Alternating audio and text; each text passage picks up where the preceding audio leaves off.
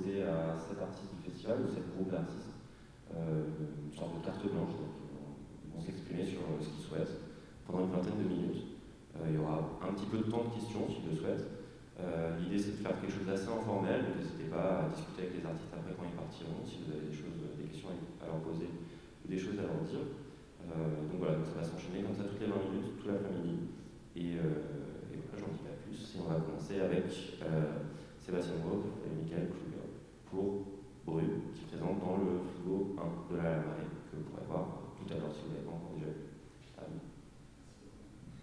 Merci beaucoup, Martin. Hi, thank you all for coming. It's a small group today, but that's okay. That makes it better. We were told to keep this very informal anyway, so that's better for us. So maybe we can turn this more into a conversation. I'm Michael. I'm Sebastian. And also, since we are presenting in English, if there are any questions, feel free at any point during the presentation to interrupt if you have a question. You can also speak slowly. Also, thank you very much to the organizers of Scopitone for having us here. We're really pleased to be here. It's been a really, really fun experience so far. Is there anyone else to thank? Thank you to the hosts of this event. Brume, or Brume as we call it, this is also the French debut of this work. Its origins started roughly 5 years ago, when Sebastian and I started working together, collaborating on this project. We were both interested in working with space and specifically working with fog and immateriality. We had both sort of set a challenge to ourselves to see how it was that we could take something that was immaterial and coax it into a kind of almost material form. That was sort of the interest and the general impetus. And actually, more personally speaking, we met in Weimar in Germany, where we studied together at the Bauhaus University. And my very first impression I'm originally from New York, and my very first impression of this small town was that it was covered in fog, in a kind of very dense fog, but almost as if it were like a thin strip of cloud. So it almost appeared to me very geometrically, and I had never seen anything like this in my life before. I always knew fog to erase horizons and to be omnipresent, which this most certainly wasn't. This appeared almost as if it were a single strata. So it already had a kind of geometry for me, and I found it fascinating. Whereas Sebastian, who grew up not too far from there. Yeah, I grew up in that area, so for me it was something I saw every day or every morning, going to work, going to school, like in the valleys, seeing like slices of fog, as if they were an object, but they're always out of their grasp. As soon as you come close to this material, as soon as you come close to this experience, it kind of surrounds you and loses its materiality. It's just like mist around you. So exactly, yeah. So what was interesting is we had a different relationship to this immateriality, but the same fascination, and that's what really brought us together on this project. So I will just really quickly run through. I found this is actually a quote from Stephen Connor, who's written a lot about the immaterial and specifically both use of immateriality, of air. He wrote an entire book on air in art, and it's also the depiction of, or the representation of immateriality. So I'll just read it very quickly because I found it very beautiful. He said, in traditional understandings, the air was ubiquitous, but essentially plural. There was, in Greek thought, a strong tendency to see the air as multiple rather than singular in form. Its conception of the air was, as it were, distributed between two words, the ether, the realm of brightness above the clouds, and air, the dim, moist atmosphere below them. More than any other element, the air's essence is to be dissimulated into its aspects, accidents, and appearances, as breath, wind, height, space, transparency, lightness, light.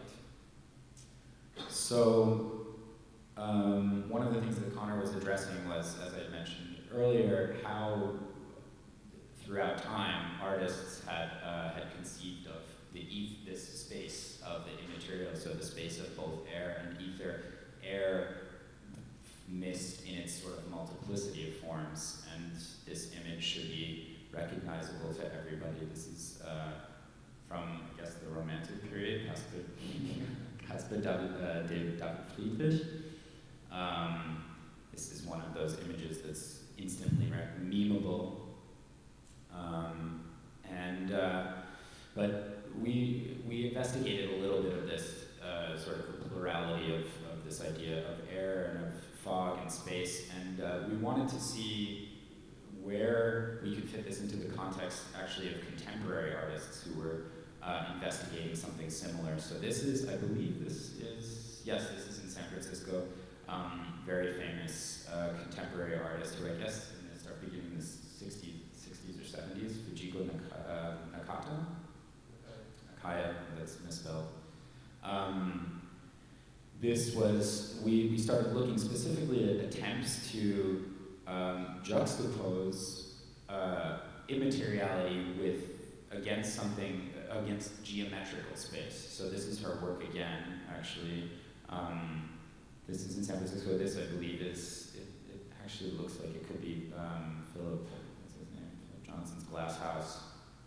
And then, of course, you have, I don't know if you can actually see this rendered in the image just because of the resolution, but Hans Hake with his work, which the name of which I'm drawing a blank, and again, a sort of similar work, juxtaposing those geometries. Here's another one from, do you know how to pronounce his name? Tetsuo Kondo. Yeah. And then, of course, the British artist, I don't know if it's Anthony Gormley, also working with fog, space, moving bodies. Here's Jeppe Hein, and actually, as well, you have the French artist, contemporary artist, Pierre Hue. So, some of our earlier experiments were particularly fun and very fruitful for us, I would say in no small part because we had very little material to work with, and we took what was only available to us at the time to conduct a lot of these experiments. So we had a lot of fun with that because it felt like we were sort of playing amateur scientist,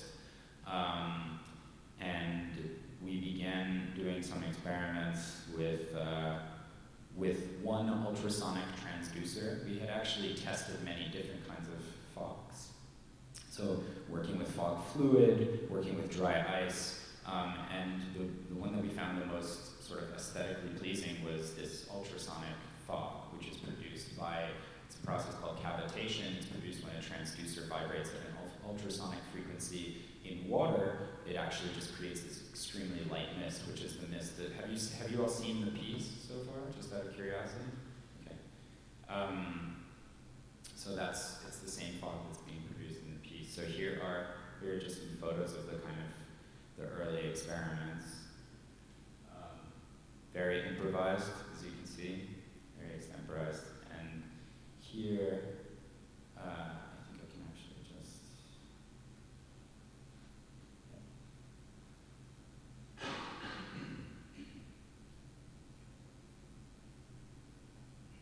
do you want to maybe talk a little bit about what's going on in this video?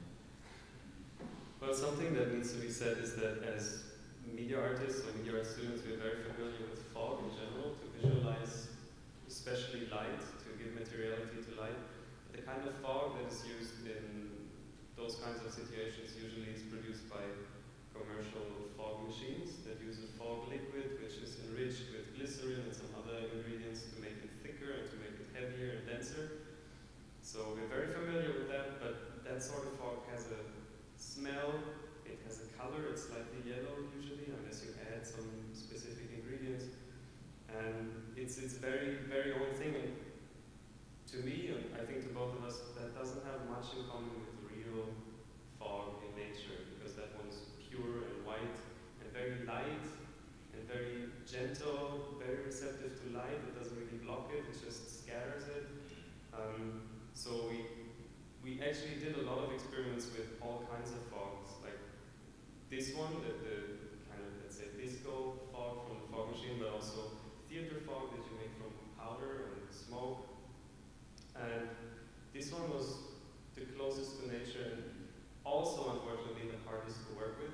So it took us a lot of experiments with very simple ingredients to just get to know it, because it's not the sort of fog you would be used to as somebody who's working with it, because it's not used commercially for anything.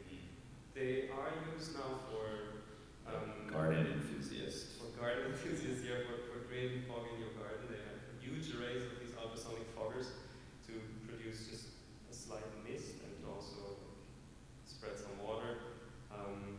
But I haven't seen them used in this sort of way. Yeah. So we tried a lot of different meshes, a lot of different ways to shape it, to move it. It's this very volatile material, so if you push it too hard, if you move it too much, it's just going to disappear, as you might have experienced. It just disappears immediately. We did some experiments as well with static electricity. I don't know, probably everybody knows this experiment where you take like a plastic rod and you charge it and then you hold it next to the tap to a little bit of water and it kind of bends, so the water gets attracted to the statically charged object. So this is like an electric, that is like an electric fly swatter to kill flies that we're charging positively, and because of that charge it's attracting all the little water particles. So in that way we can pull it and push it. And we ended up not using that technique because it's making everything even more complex. We did a few more experiments, I guess. This is, well, actually that's the last of the... That was the last of the technical experiments on how to shape it, or how to move it, let's say. That's the first step, and then the second step is how to shape it, and how to keep it in shape without... What was important to both of us was that you're able to shape fog, you can just encase it. Some of the works that Michael has shown are encasing fog in glass, in boxes, in a base somehow. You can physically contain it, but we didn't want that. We wanted it to try and keep its shape without physically being blocked by anything. So that's why it's trying to approximate a square on top of that pedestal, but it's always shifting, always moving, always changing. But there's unlimited variations on that theme. There's so many things that this fog can do. So maybe you can show. This is actually sort of the earliest prototype that we had. Also using very basic materials actually. So I'll just play this very quickly.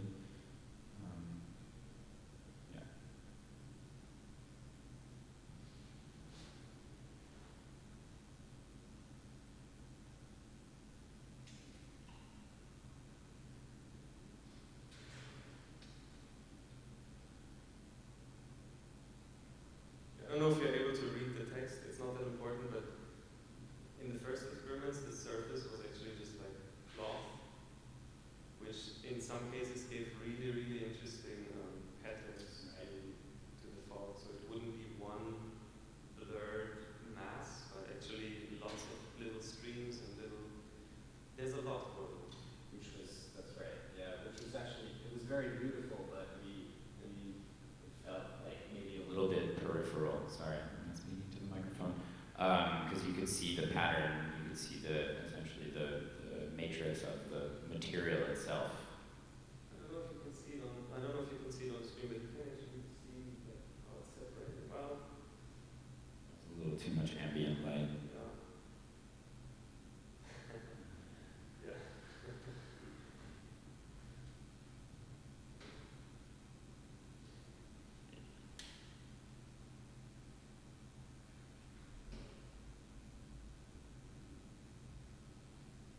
Yeah, so that was that. Once we saw this, thread there you can sort of see it has this almost like oceanic quality to it. It really very explicitly resembles an ocean. This was also, I think, using a different material. This was using a kind of fabric. This was a really rough fabric. Yeah. And so once we discovered this, once we came to this stage in the production process, we were very excited. Needless to say, we knew what we had to do. It was just a matter of how.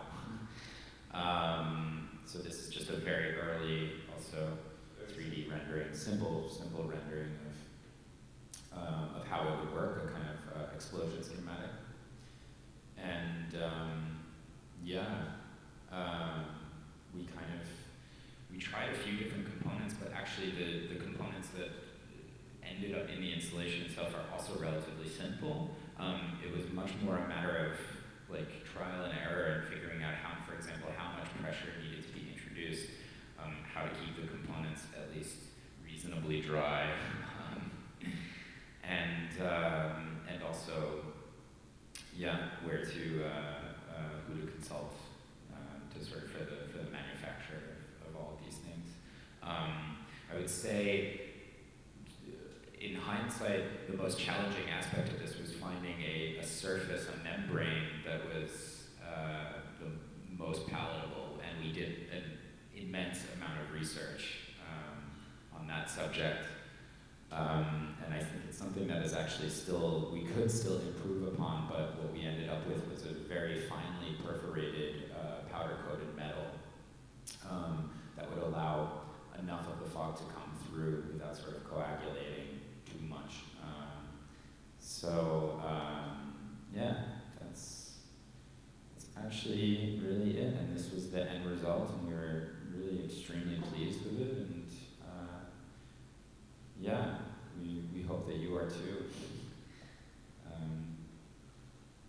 Maybe if there's any questions. Yeah, we should take some questions.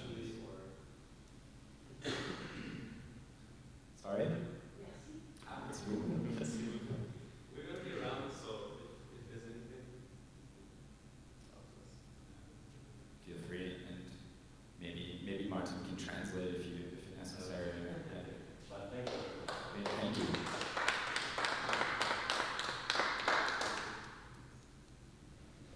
Voilà, donc merci à Sébastien et Michael, et on va passer maintenant à Julien Bayle, c'est à toi. On va avoir 5 petites minutes pour s'installer, enfin, qui va avoir 5 minutes pour s'installer, pardon, on sera un peu parti.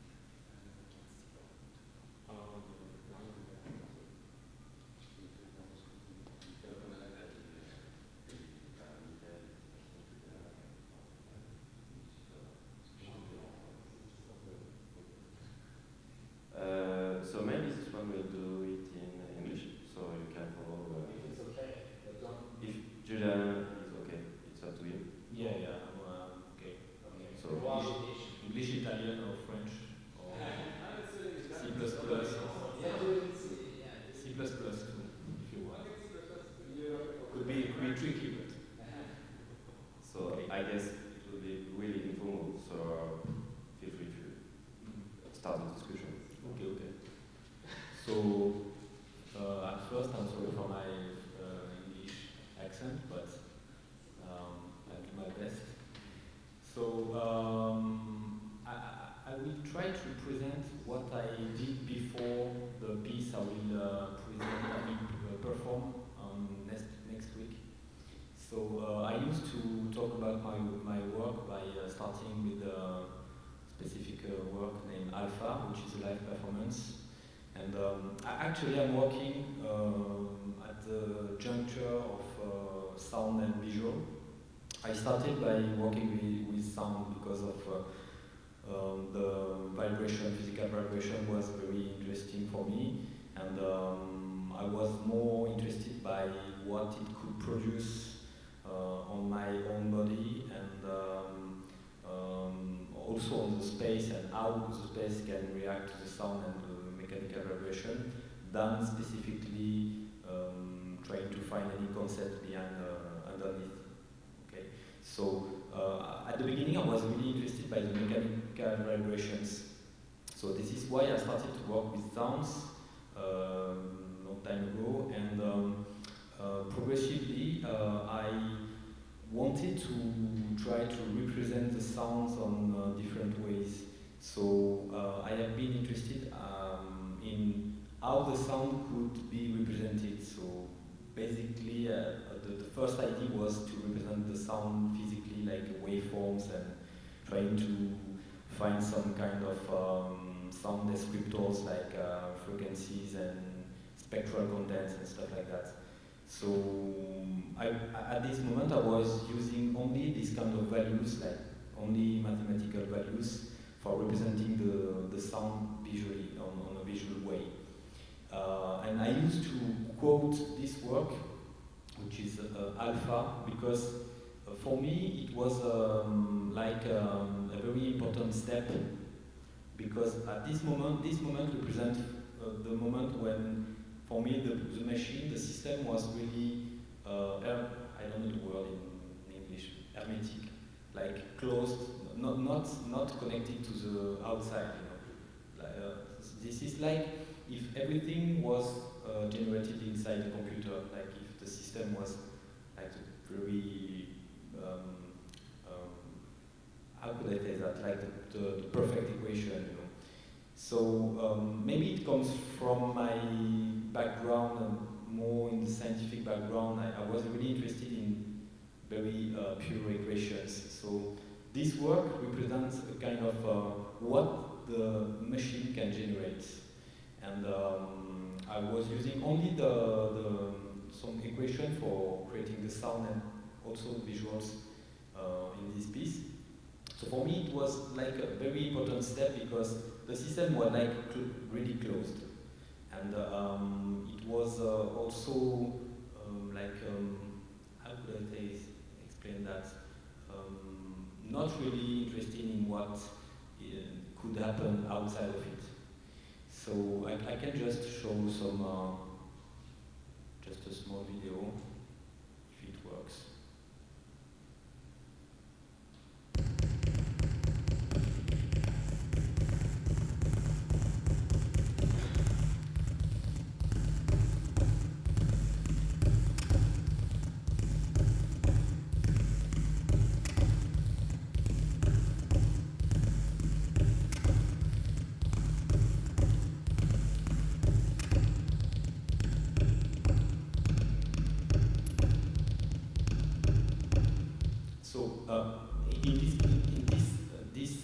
Live performance, everything is generated in real time by the computer. So I'm just altering and like modulating some part of the timeline, some sound effects also. But there is a very, very important control of the work inside the computer. So there is this is like a lot of deterministic stuff. I mean, there is no influence from the outside. So it was a very important moment of my life when I needed that kind of pure equation, pure control. So yeah, maybe it can be the first step of the small lecture, because after that things have changed for me for many reasons, and I felt like if I needed to open the systems, like opening the computer to what it could happen outside. So I needed more, maybe to be more, to be closer to human beings. So I wanted to inject that in my work, and it was my fragments, which is the name of this piece, which was both live performance and also audiovisual installations. It was the first work in which I used real video from humans. So it was like if the computer was becoming more, I don't know the word, porous, like porosity. I mean, the border of the computer, the interface between the computer, the system, and the outside and the physical world was becoming more, I would say, thin, and progressively also with holes, because I wanted to inject some part of reality, some part of the physical world inside the machine. And we can also find and see some abstraction in this work, but the raw matter was at the beginning was real humans. So I used some maybe I can show part of the video, just the introduction of live performance. Basically, this work have been done by shooting 36 people with by rotating them on a small basic do-it-yourself stool.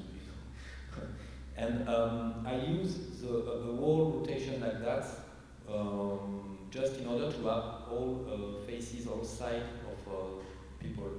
And the machine can retrieve each angle of view of this person, because there is basically like a timeline, and if I'm going in the middle, I have the person seen from behind, and I can retrieve each angle. It was like also controlling the reality on another way as before. It was like injecting reality and changing it by the computer algorithms and the sound, of course. So I can show you a part of the live performance, just maybe here. It can be more interesting.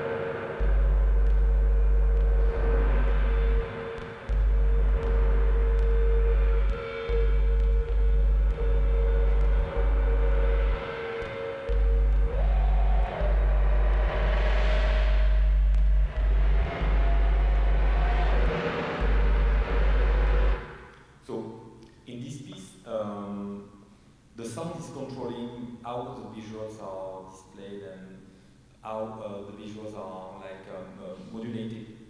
So depending on the sound and how I play the sound in live and during the live performance, visuals are like fragmented like that, cut and sometimes distorted. And I built this system by using, maybe you know about this programming framework, which is named MaxMSP, which is my basic framework for almost everything.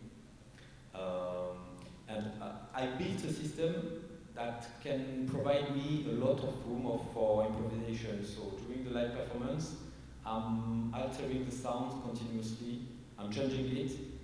sometimes the sound is based on previously recorded material, but I can also really change it and using granular synthesis like zooming in the sound or looping it very fast. And the visual system is reacting to what I'm doing. So I'm not touching the visuals because for me visuals are in this way is like the outside world, and I'm only altering it through the sounds, which is the part I can control. So this is maybe something you can find in all pieces I did. And it was the first moment when I used real video and real photography from the outside world. So maybe it is very important work for a step for me. And after that, I think it is the third and the last part I will try to explain. It is live performance and name structure, which is the current live performance we are touring, and I will present that on next week in Scopitone Festival here. So this work is going a bit further compared to fragments because I didn't only capture 2D pictures or 2D videos. I tried to inject reality on another way by using 3D and depth map capture. So I can show you maybe some capture from directly for explaining better. So I use two type of system for trying to capture the 3D structure of a person during a residence I did in Stereolux here. And I used a system that was able to basically to create a structure like that. So I worked with a performer artist, which will be here next week for a workshop we will give together. And I use a system related to with like a 3D sensor connected to an iPad, and we did some capture like that. So basically I have a whole set of captures of 3D structures like that. Some are really fragmented, so it is basically, I'm sorry, I have my phone ringing. Okay, I can, I'm really sorry.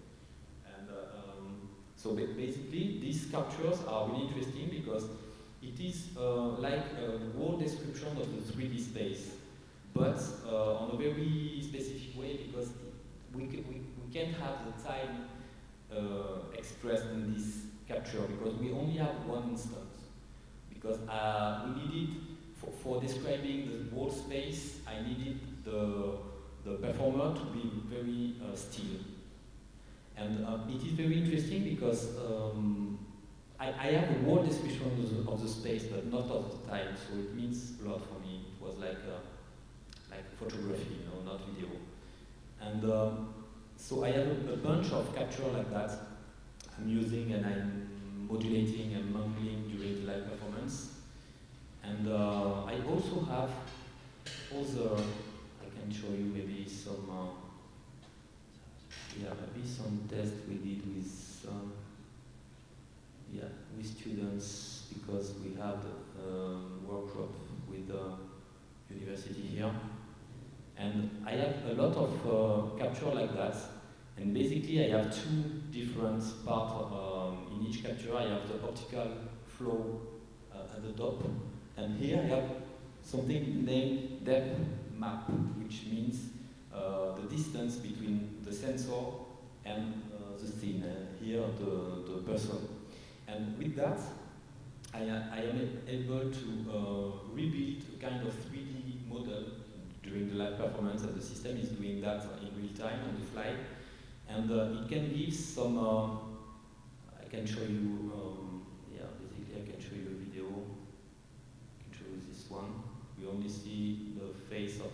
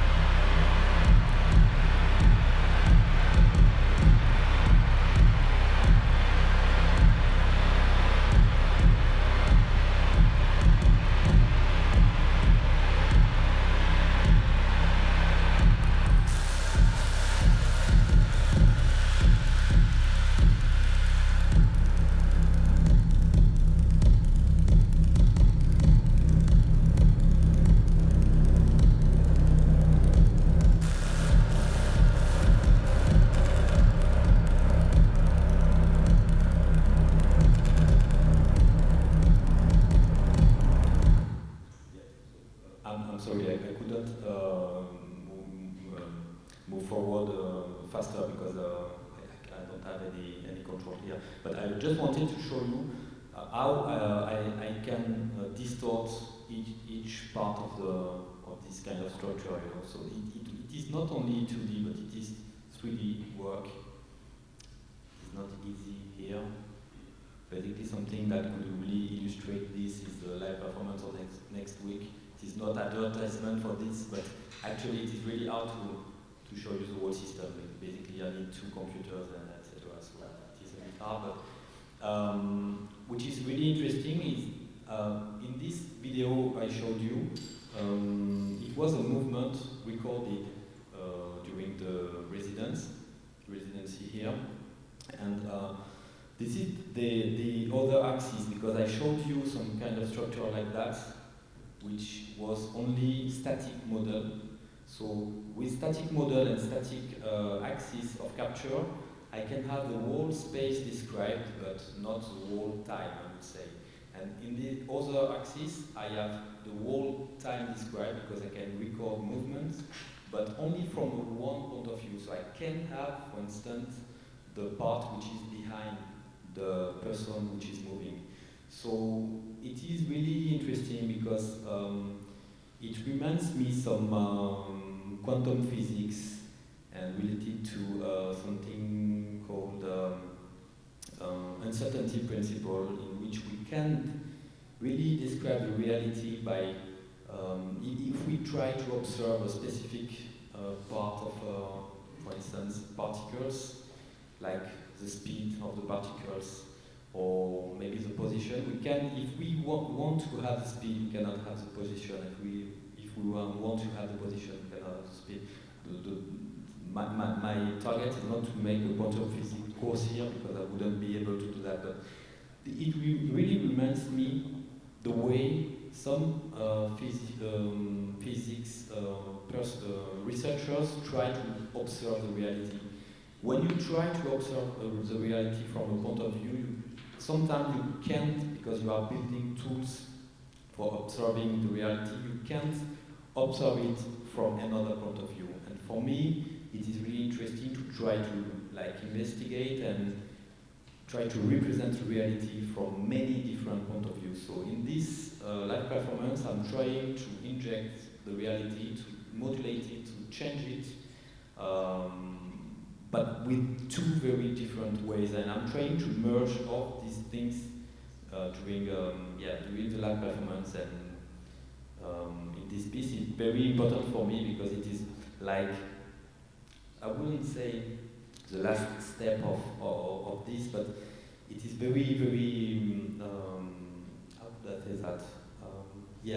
Maybe like a final step for injecting the reality inside the computer. Maybe after that, I will try to maybe to go more more deeper in abstracts and abstractions. Maybe I will, I don't know if I will close my computer again, or if I will open it to the world. I'm not sure. So I don't know if you have some questions. Okay, so 2 cases, maybe you didn't understand anything, so you can ask some questions, or maybe it is very clear, but I'm not sure about that. So, okay, thank you very much.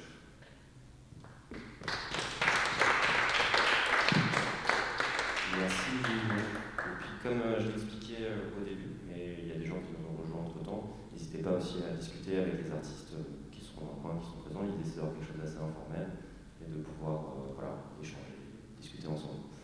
On va passer maintenant à Martial, Geoffre-Rouland et Katherine pour parler de Translate.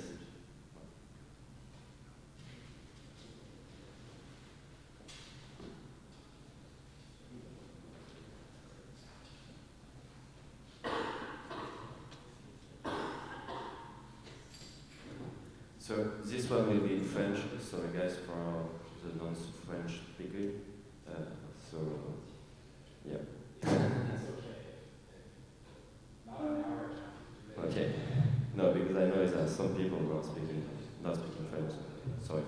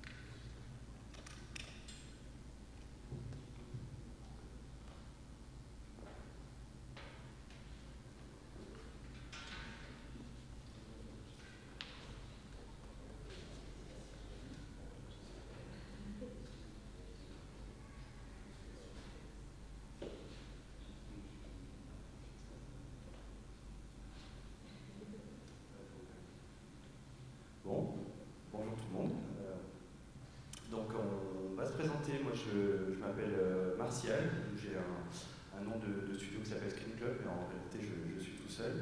Et Pierre ici présente des masses de Superscript. On n'a pas beaucoup de temps, on va devoir faire la conférence en français, alors sorry for English speaker, but we're going to make it in English, in French, sorry. Je suis désolé, c'est de ma faute, je suis très mauvais en anglais, donc je m'excuse. Donc effectivement, on est sur un format assez court, donc ce qu'on va faire, c'est tout simplement présenter nos deux studios, chacun son tour, et ensuite on va parler des projets qu'on a fait ensemble. Parce que voilà, rapidement, on est tous les deux basés à Lyon. Donc Pierre est graphiste, moi je suis développeur créatif, on va dire.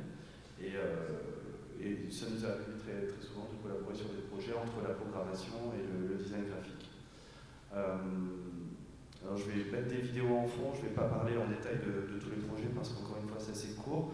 Mais voilà, donc moi dans mon travail, j'ai mis un petit peu de temps à trouver la bonne définition. Je me considérais plus comme une sorte d'artisan du numérique, dans le sens où vraiment tout mon travail est axé sur la recherche, le prototypage et tout autour du code et des nouvelles technologies. Donc il y a beaucoup de travaux différents qui peuvent parfois être autour de la lumière, de la scénographie, des fois du web, voilà, plein de projets différents et c'est très souvent un travail de collaboration, même si j'ai quelques projets personnels, mais voilà.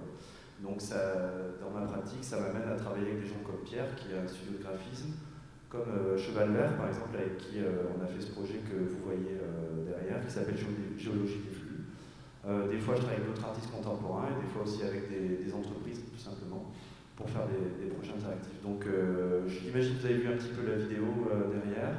Donc ça, c'est un projet qui a été fait dans le cadre du Mirage Festival avec LPA, qui est un parking, et en fait, on a travaillé sur un projet de visualisation de données un petit peu des utilisateurs au sein du parking.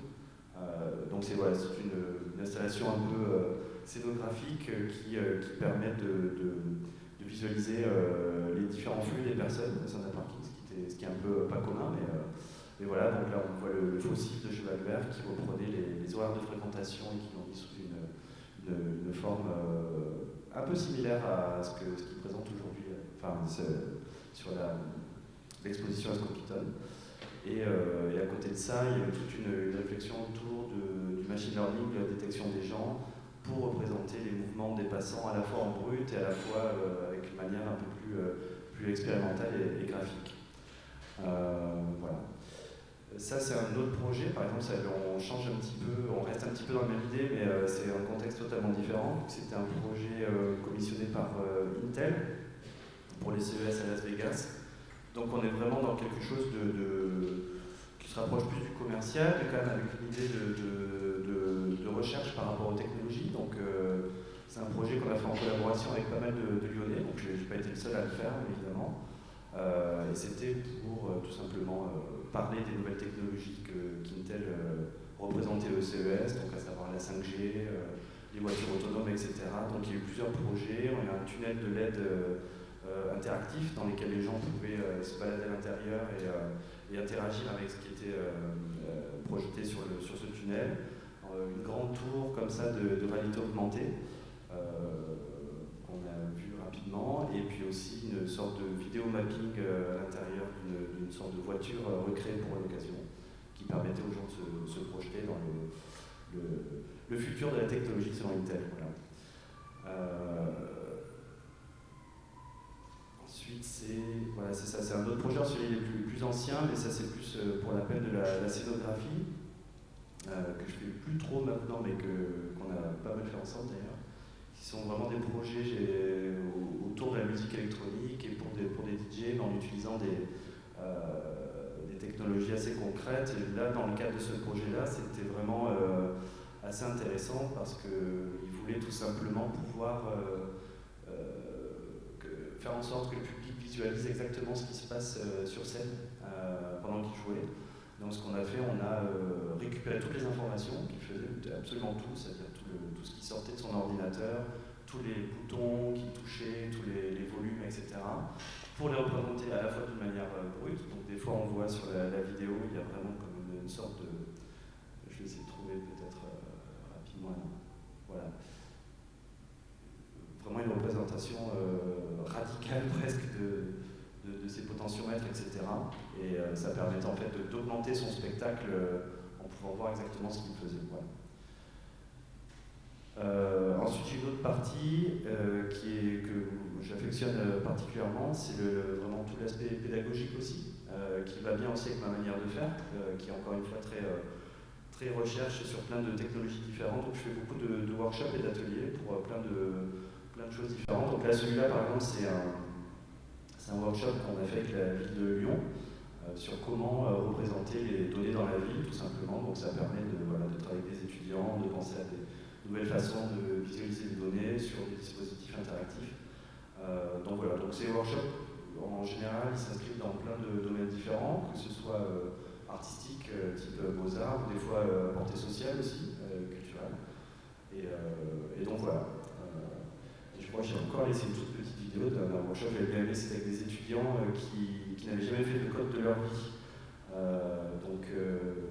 En 2 jours, on a quand même pu travailler sur des projets de son et d'interaction, avec un résultat quand même qui n'était pas trop mal. Alors, effectivement, c'est un petit peu enfantin, il faut voir que c'était seulement 2 jours, mais c'est toujours dans l'idée de porter que la programmation, c'est quand même un outil qui est accessible à tous si on sait le prendre du bon côté et si on utilise les bons outils. Donc voilà, c'est un petit peu ce que j'essaie de prêcher dans la pratique en tout cas. Voilà. Ah oui, j'avais oublié. Et puis là, c'est la dernière chose. C'est un petit teaser. J'avance parce que les vidéos est un peu longue. C'est un projet que je fais avec l'artiste Hiro, Emmanuel Mailly, qui est destiné aux enfants. Donc en fait, la première sera en mois de novembre. Après, je pense que ça va tourner pendant 1 an ou 2. Donc c'est un projet de réalité augmentée sur scène avec une performance avec un musicien, Hiro, qui a fait des illustrations. Et donc il filme ces illustrations en temps réel, et par-dessus on rajoute des couches d'interactivité, de réalité augmentée pour avoir un petit peu un côté, on va dire, magique. Donc c'est un monde, pareil, c'est très enfantin, c'est dessiné pour les enfants, mais on essaie de faire un projet qui, tout simplement, qui est ce côté-là magique, quoi, pour les petits. Voilà, donc affaire à suivre, la première sera au mois de novembre, et puis voilà. Vous pouvez voir plus d'informations sur mon site ou mon Facebook. Donc là, je vais vous présenter un peu la pratique que moi j'ai de designer graphique. Donc au sein du studio Superscript, en fait, on est 2 associés à avoir monté ce studio à la fin de nos études, en sortant des Beaux-Arts de Valence. Donc on a fondé ce studio en 2006 avec Patrick Lallemand, qui est mon binôme. Donc nous, en fait, on a une typologie de clients qui est assez large. Hein, on est vachement dans des projets de commande. On a un peu de pratique de recherche aussi au sein du studio, mais on va dire 80% de notre temps, c'est des projets de commande, comme tout designer graphique. Et on a un panel d'intervention assez large. On intervient à la fois dans le champ culturel, on a fait beaucoup d'identité pour des événements, des festivals, pour des centres d'art également. Après, on travaille beaucoup avec des industriels, des marques. On a travaillé avec des marques comme Opinel, on a travaillé dans le jeu vidéo pour Ubisoft. On fait des choses assez spécifiques, comme par exemple la création de polices de caractère qui sont embarquées dans le jeu vidéo. Voilà un peu pour donner une idée des types de clients. Voilà, ça peut être de l'institutionnel, du culturel. Et on aime bien jongler entre ces différents types de projets.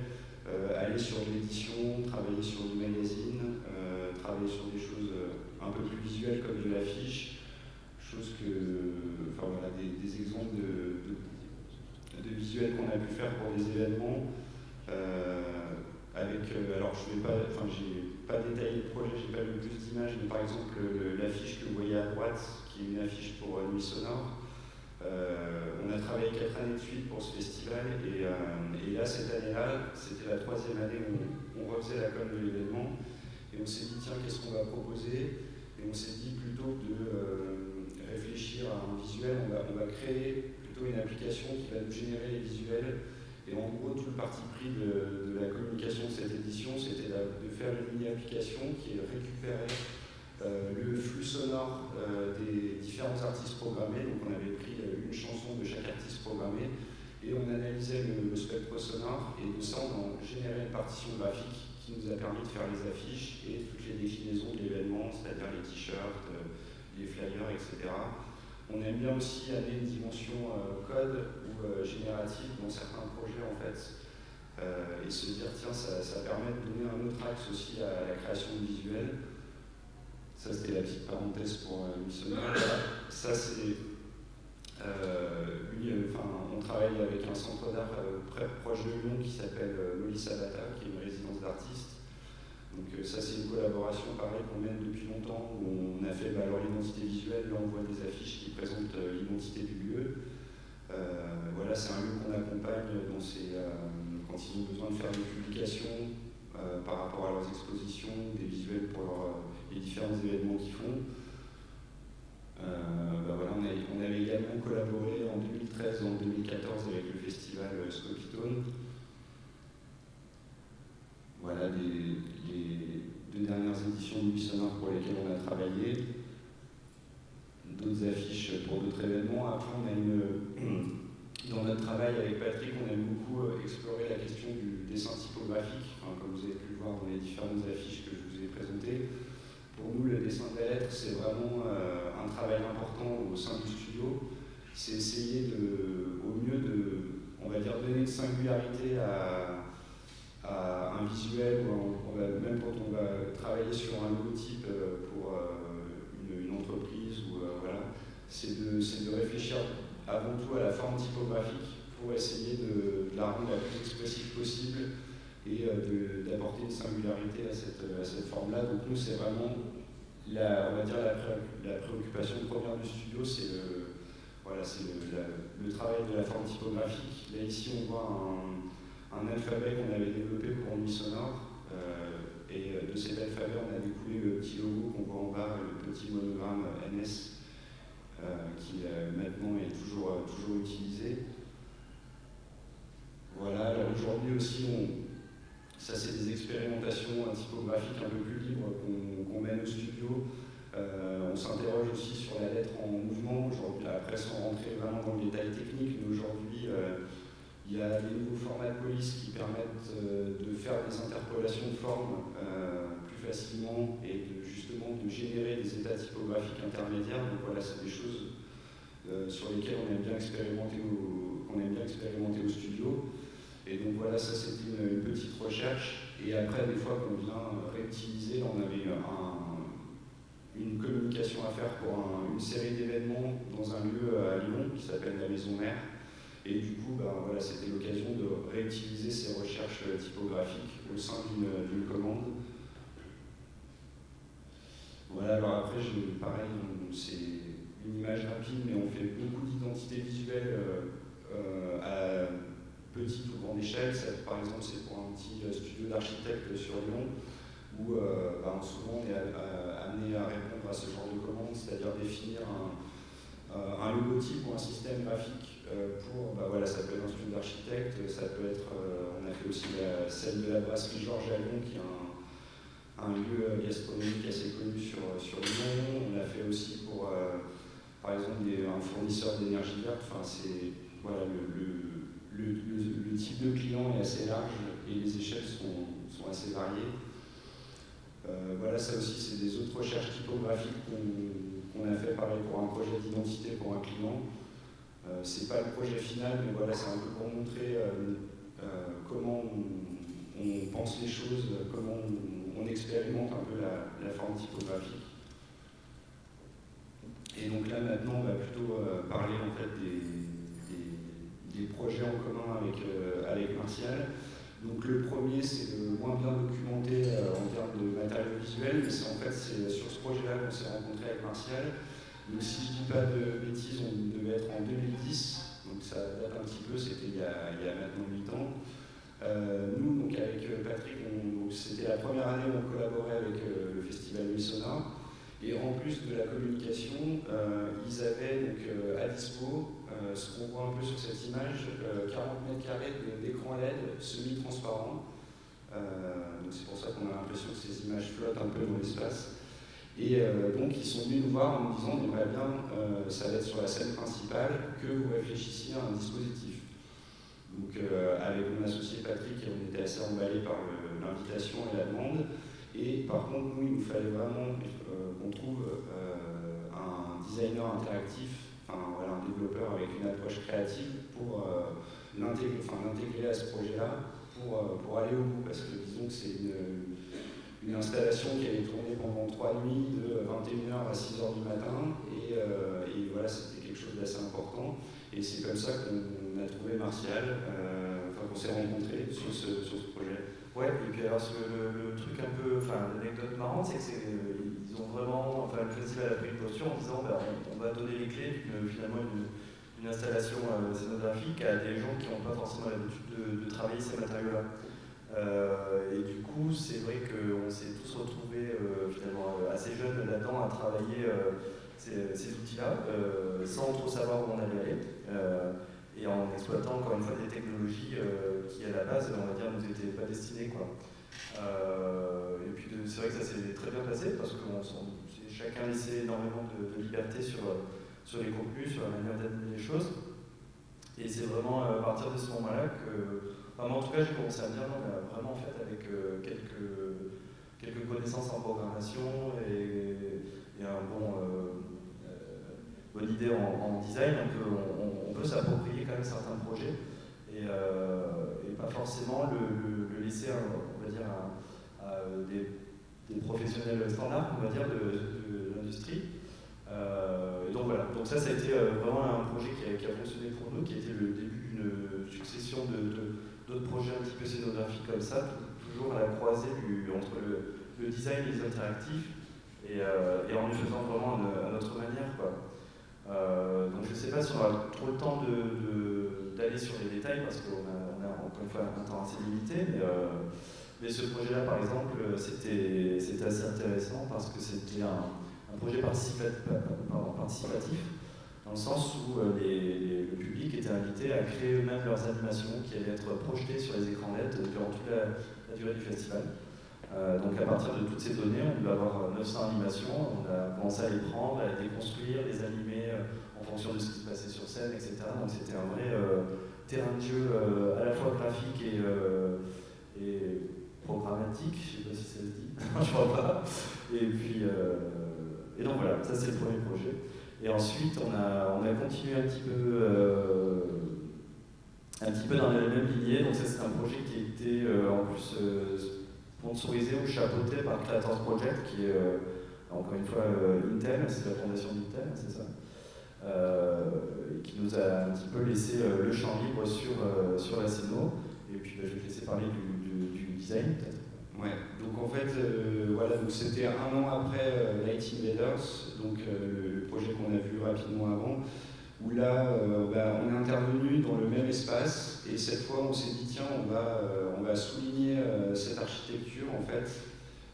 L'idée c'était de vraiment mettre en avant ce plafond sur cette grande halle qui est l'halle de l'ancien marché de gare à Lyon, dans le quartier de la Confluence. Et donc l'idée c'est... Désolé, j'ai fait un mauvais clic. J'ai cassé Internet. Et donc oui, voilà, alors, on le voit ici, c'était vraiment l'idée, c'était de vraiment souligner cette architecture via une structure LED et donc de la faire réagir en temps réel. Donc ça me permettait aussi de poursuivre les expérimentations qu'on avait faites avec Martial l'année d'avant sur Lighting Leaders, où, comme tu l'as précisé, c'était un projet participatif, c'est-à-dire que le contenu, c'était des animations que les gens avaient fait via un mini-site et qui ensuite étaient diffusées, réagissaient au son qui était diffusé sur la scène. Donc nous, ce qui nous intéressait, c'était vraiment comment cette structure-là peut interagir avec le son en live. Donc on récupérait directement le flux sonore depuis la régie son, et ça nous permettait de faire jouer et vivre cette structure en fonction de ce qui se passait sur scène. Donc voilà, ça c'est encore une fois vraiment avec c'est juste un ordinateur et des programmes qu'on a fait nous-mêmes, donc on n'utilisait pas du tout de matériel standard. Et si je ne me trompe pas, je pense qu'il y avait aussi une référence à la grille typographique dans le design de l'installation. Ouais, rapidement, bon, après c'était surtout essayer de reprendre un calpinage qui s'accorde vraiment avec ce plafond, sachant qu'on n'était pas accroché directement sur le plafond de la halle, mais on avait reproduit avec des structures d'éléments scéniques vraiment le calpinage qu'on a au plafond, quoi. C'était plutôt ça au départ. Alors après, du coup, on a fait une autre version un petit peu, mais pour la complètement différente, parce que c'est avec un autre matériel de lumière, c'est des Sharpies. Donc, comme on voit la vidéo, c'est des lumières très directives et assez puissantes. Et en voyant comme ça, on pourrait se dire qu'il y a pas forcément quelque chose d'assez exceptionnel, mais ce qui était assez drôle sur ce projet, c'est vraiment la démarche. On est parti sur un système, parce qu'on s'est posé la question comment animer ça, parce qu'on est quand même dans un espace en 3 dimensions, et c'est pas évident de pouvoir laisser à tout le monde, donc à la fois les graphistes et les stagiaires aussi, le pouvoir d'animer ces lumières-là. Donc on a fait toute une sorte de système en live coding. Bon là je vais un petit peu dans le détail, mais très rapidement. Donc en JavaScript, en gros c'est un langage super accessible, que bon, souvent quand on est étudiant aux arts, ou si on a un petit peu de connaissances, parce que c'est des outils qui sont destinés au web, on a fait tout un système pour que les graphistes et les personnes autour de ce projet puissent faire des animations et faire des formes un petit peu architecturales dans l'espace. Et donc ça a permis d'avoir des résultats un petit peu qui nous ressemblaient, quoi, tout simplement. Donc, ouais. Voilà, et puis c'était aussi une manière de... Je suis désolé, à chaque fois je fais n'importe quoi avec les flèches là. C'était aussi pour nous un autre, sachant qu'on avait vachement travaillé aussi la LED les 2 années d'avant, de travailler avec du projecteur asservi et des faisceaux lumineux, c'était aussi intéressant de changer un peu les technologies qu'on avait utilisées précédemment. Donc ça pour nous c'était vraiment quelque chose qui nous a intéressé, vraiment travailler la lumière et sortir un peu du dispositif affichage et display qu'on pouvait avoir sur les 2 dispositifs précédents.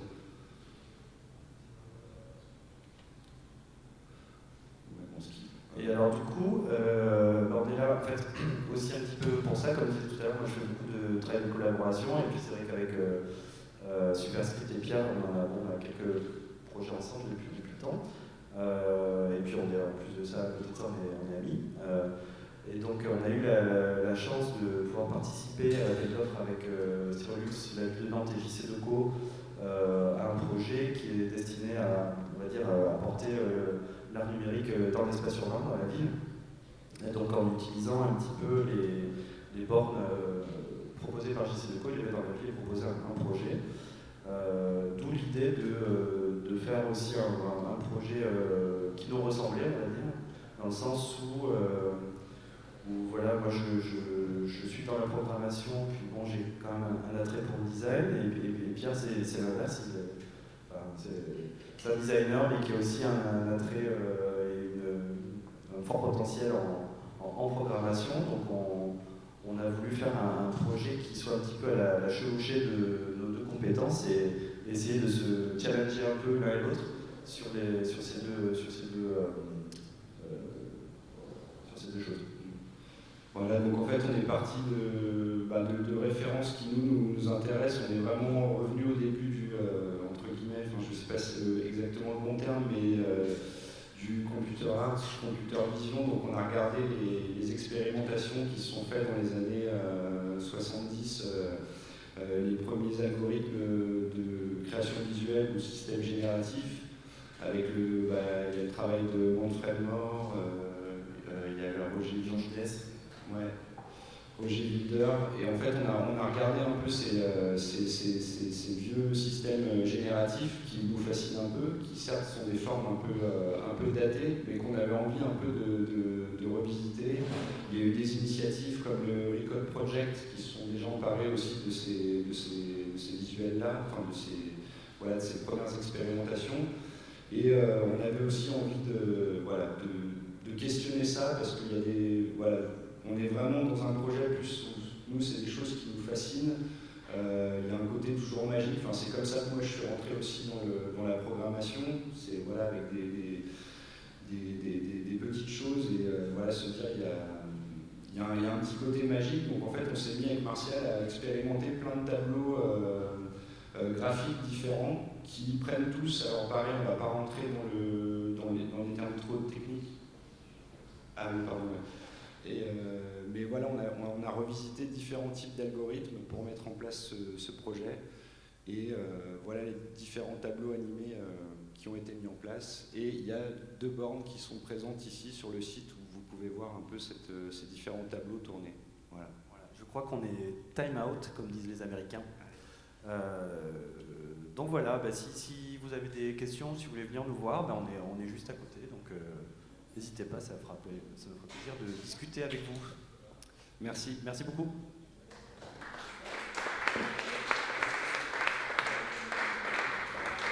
Merci Martial, merci Pierre. On va maintenant accueillir Alex Berest. Please. Yes.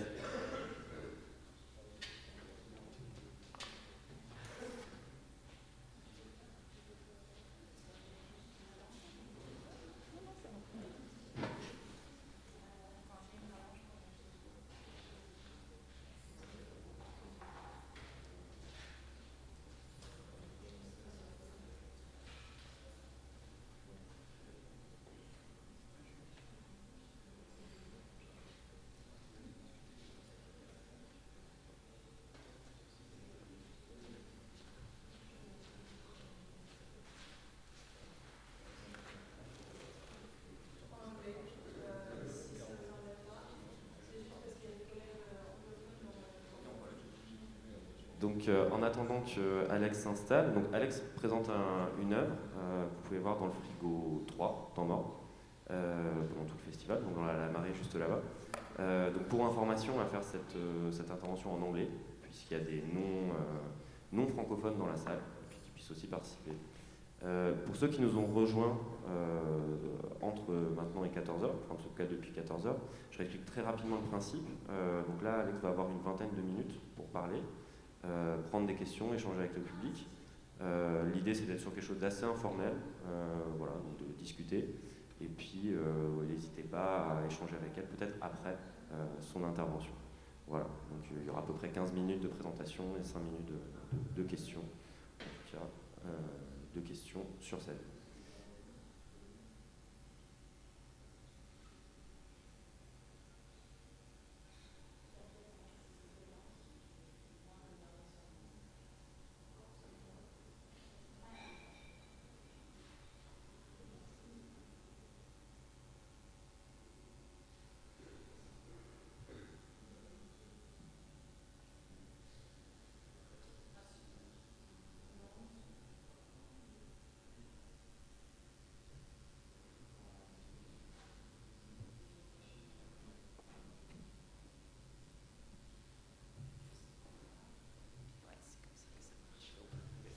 So, welcome Alex. Hi everyone. I'm going to do the talk in English because I want to be nice to my English-speaking colleagues. If there would be anything you don't understand, I can translate into French. So let me know. So I don't know if everybody saw the work that I'm presenting here at the wonderful Scopitone festival, but I'll show you a trailer so you have a little overview and so that you actually know what I'm talking about.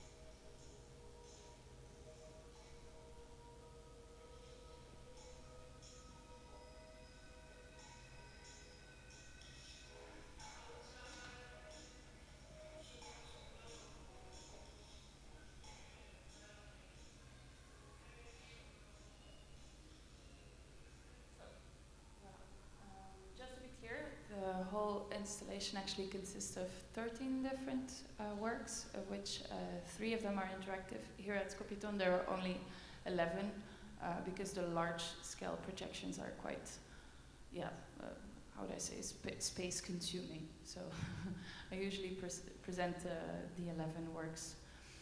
I say interactive works, but I prefer the term responsive actually.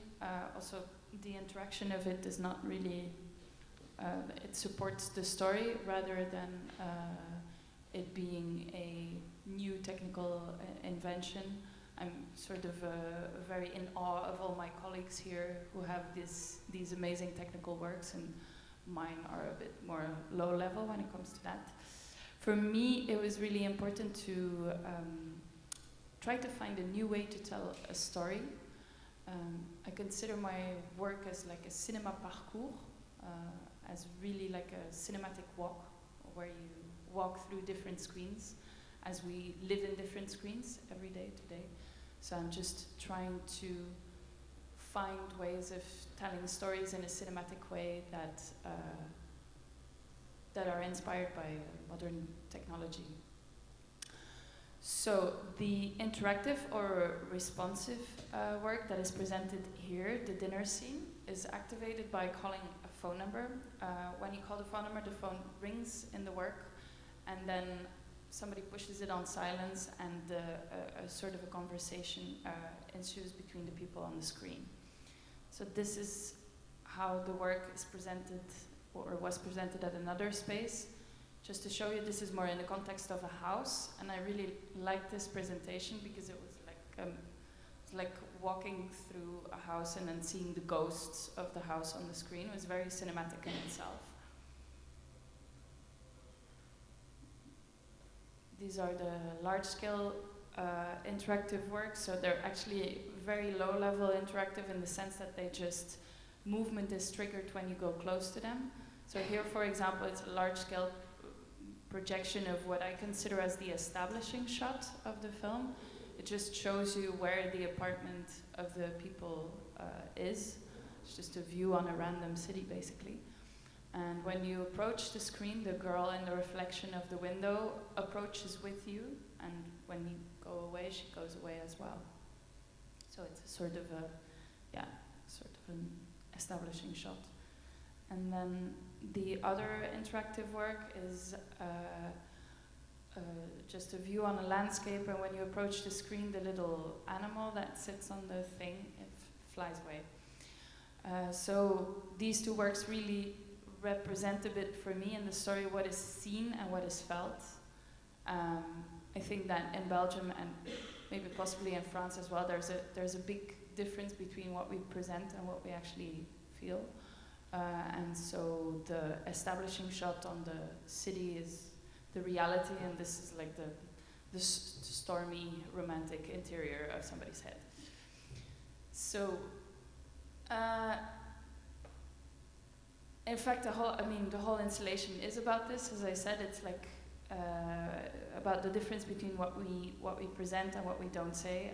It speaks, like all my work does, of the impossibility of communication, which is quite a perverse paradox if you think that we live in the age of communication, but it's still like that. It also addresses the way we use our electronic devices to hide behind.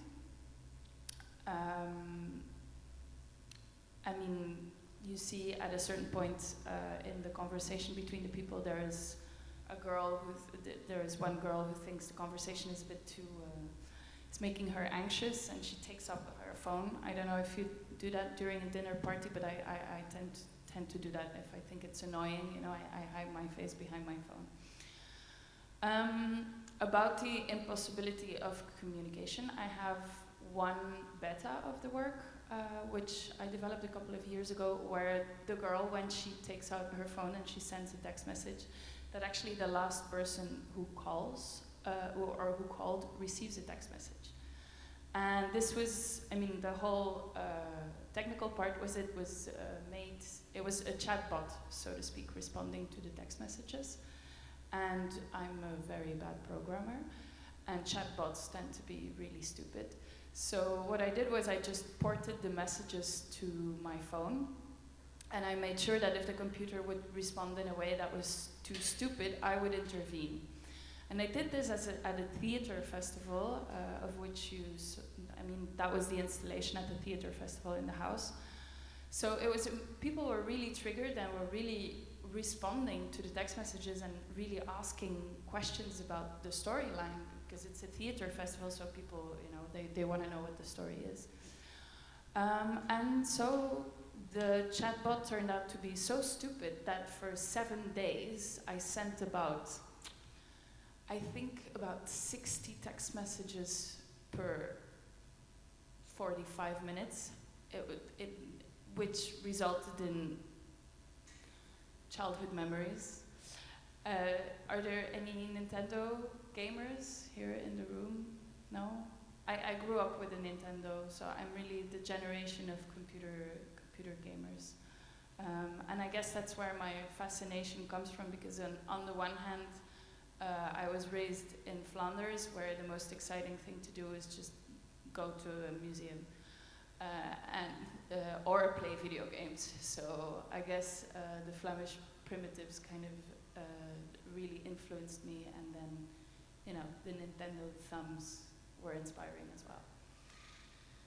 So the whole series, Tomor, is actually based on the Ars Moriendi.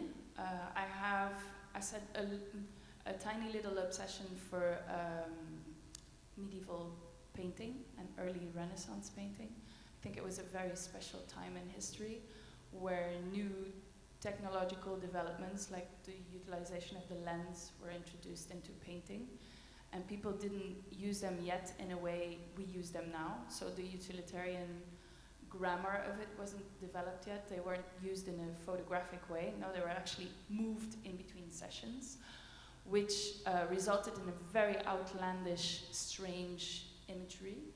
And I think, maybe now less and less, but I think there was a moment, or maybe we're still in that moment, where the invention of, or the utilization of the computer in image rendering is kind of going through the same renaissance as well, in the sense that it's quite new, and we tend to use it in a way to create images which are part of a tradition which is much older than the machine itself. And we haven't really invented a new tradition yet of the machine. So I think the great outlandish imagery that we're seeing right now is all part of that beautiful search. So I really like it. So Tomor is inspired by the Ars Moriendi, which is a pamphlet that circulated in Europe around 1415. And it was a pamphlet used as a guide to let people die well. So it was sort of like palliative care, but way avant la lettre. And I was kind of really intrigued by this, because it was like during a time where I was looking up the tradition of deuil, of mourning. And this came up, as a reference, because everybody probably heard of the 7 stages of grief, which is the popularized contemporary version of that. It actually originates from the Ars Moriendi. So it was a pamphlet that circulated, and of course it didn't have an auteur, and it had different versions. But in every single version of the pamphlet, there are always 5 seductions that are mentioned. So seductions that the dying person, le mourant, has to deal with before dying. So, for instance, I can show you. So you can see it: manque de foi, lack of faith, despair, impatience, spiritual pride, avarice. Those were the 5 problems that a dying person would face. And then the pamphlet would, of course, describe how to guide the dying person through these 5 seductions. Always towards God, but yeah, that was the time. But still, it's very beautiful. I mean, in a time where illness was actually considered as being a punishment of God, and you died because you were a sinner, not because you're a human being and your body gives up. No, So it was actually something extremely human to do, and something I find really beautiful. And so the pamphlet, it always appeared with these beautiful woodcuts, and then they would have, mostly they would have two sides. They would have one woodcut always with a dying person in a bed, which would have angels that describe how to make the dying person die well, and they would have another one with devils on the side that would describe the seduction that the mourant would have to face. So I'll show you a couple of them. I think they're really gorgeous. I mean, I'm still baffled by them. This is a colored one. It's really pretty. So I thought, how can I steal from the masters? Because I always try to steal from the masters. So I based each of my characters on one of those seductions. Pendant is a story about a father who commits suicide, and actually the family that has to go through the dying process, but then by proxy. So each of the 5 characters is loosely based on one of the seductions, and each of the 5 characters also has a little avatar. The idea from that I stole from this. Hieronymus Bosch, Death and the Miser, is a painting that was done in the tradition of the Ashmoriendi. I think it's extremely genius and beautiful because he actually uses the little devils and the little angels to tell something about the life of the miser who's dying. Plus, the miser also appears twice in the painting. He's the guy who's taking money from the state, which is basically the symbol of him taking money from the box. So he also uses pictorial déjà vu to tell a story, which is amazing, because I mean, there was no such thing as film. There was not even the experience of looking out of the window, you know, and having stuff move. I mean, there were horse carriages, of course, but it's like a moving image like this. I mean, it's amazing how the techniques, how narrative techniques were invented in that time, and I think there's a lot to be stolen there. So anyway, he uses the little devils as avatars to tell the story of the dying person, and so I stole from the master, and I did too. Every character of Pendant has his or her proper little animal who actually does what the character would want to do but doesn't do. Voilà. Of course, the actors themselves are really deformed. It's funny because the people are in the audience, they actually know the actress and they didn't really recognize her at first because she's so deformed. So since there are a couple of nerds in the room, I will tell you how I did it. It's basically the same thing the same technique that was used in the first Harry Potter film to make Voldemort. So I put tracker markers on people's faces, and then I stabilized the movement of the video pinned to the tracker markers. And then I would attach a deformation grid to the tracker markers. I would make a deformation on the face, and then you invert the stabilization, so the grid actually, the misformed grid moves with the video, and you have an outlandish-looking alien, basically. Here again, the deformation is very much based on or very much inspired by painting. I really like the outlandishness of the medieval face, so to speak, but I also like the fact that if you distort the quotidien, the daily a little bit, it sort of draws attention to the absurdness of it. So because the actors have such a deformed face, you kind of already know that something is going on, and it intrigues in a way. I don't know, it intrigues me, but maybe not everybody. Yes, let's see.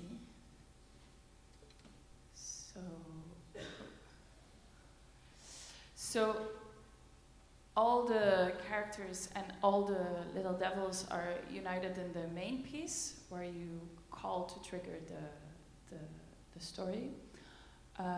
But I don't know if you can see it, but 4 of them are featured twice. And the idea behind that was that I thought, well, you know, I want to steal this idea of pictorial déjà vu again from the masters. And I want them to actually have a conversation with themselves and with each other before and after the death of the father. So I thought that was a nice trick to steal. There's a beautiful example of it, which is Le Jugement de Cambis. I don't know if you know this painting, but it's in the Groningen Museum in Bruges. And again, you know, in West Flanders, there's not a lot to do except for going to museums. So I spent hours in front of this painting, and I was really intrigued by it because, you know, taking off the skin, I mean, it's like a horror movie, basically. And it is actually, it's quite an extensive story. So I don't know if you can see it. My mouse head, probably not. Let's see. This guy sitting on the chair, he's a corrupt judge. And you can see he is corrupt because he's actually taking money, he's taking a bribe from somebody in the back. And then in the second painting, he's the one getting flailed, you know, he's the one whose skin is taken off. And he's featured again in the painting. Here, it's his skin that is draped over the chair, and his job is taken over by his son, who has to sit on the skin of his own father to be reminded that he shouldn't take any bribes. So it's like a horror story, but then in a painting. And I thought that's so smart. We should really like steal more narrative techniques from medieval painters, I think. So yeah. Oh, I made little effects. Look at that. So yeah. So as you can see, this guy is of course the same as this guy. I don't know. And the idea of that came from that something like a suicide is like an axe in time. You know, you always have like a before and an after. It sort of defines your life in a very specific way, I think. I don't know. My father is alive, by the way, very much kicking. So I found it interesting to use time as like a book in this piece. So voilà, I think I've said enough. Does anybody have any questions? Aussi en français, si vous voulez. No, I won't buy. Okay. Bonjour à tous, je m'appelle Thomas Garnier, je présente la pièce qui s'appelle Cenotaphe 0. On vient de passer du français à l'anglais, je ne sais pas si c'est un problème. Is there people that only speak English here?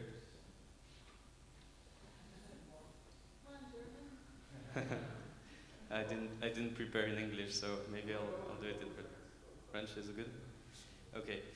Alors, la pièce s'appelle Cenotaphe 0. C'est une installation automatisée que j'ai produite au Fresnois Studio National. Et pour vous faire un petit peu mon parcours, j'ai une formation d'architecte à la base. Et juste après mon master, j'ai fait cette école du Fresnois dans les Hauts-de-France. Et j'ai réalisé 2 projets. Et Cenotaphe 0, c'est mon 2e projet de diplôme, en fait, sur lequel je présente. Pour faire simplement, pour ceux qui l'ont pas vu, le principe de base, c'est une machine qui est capable d'assembler et désassembler des éléments d'architecture en béton avec un treuil, voilà.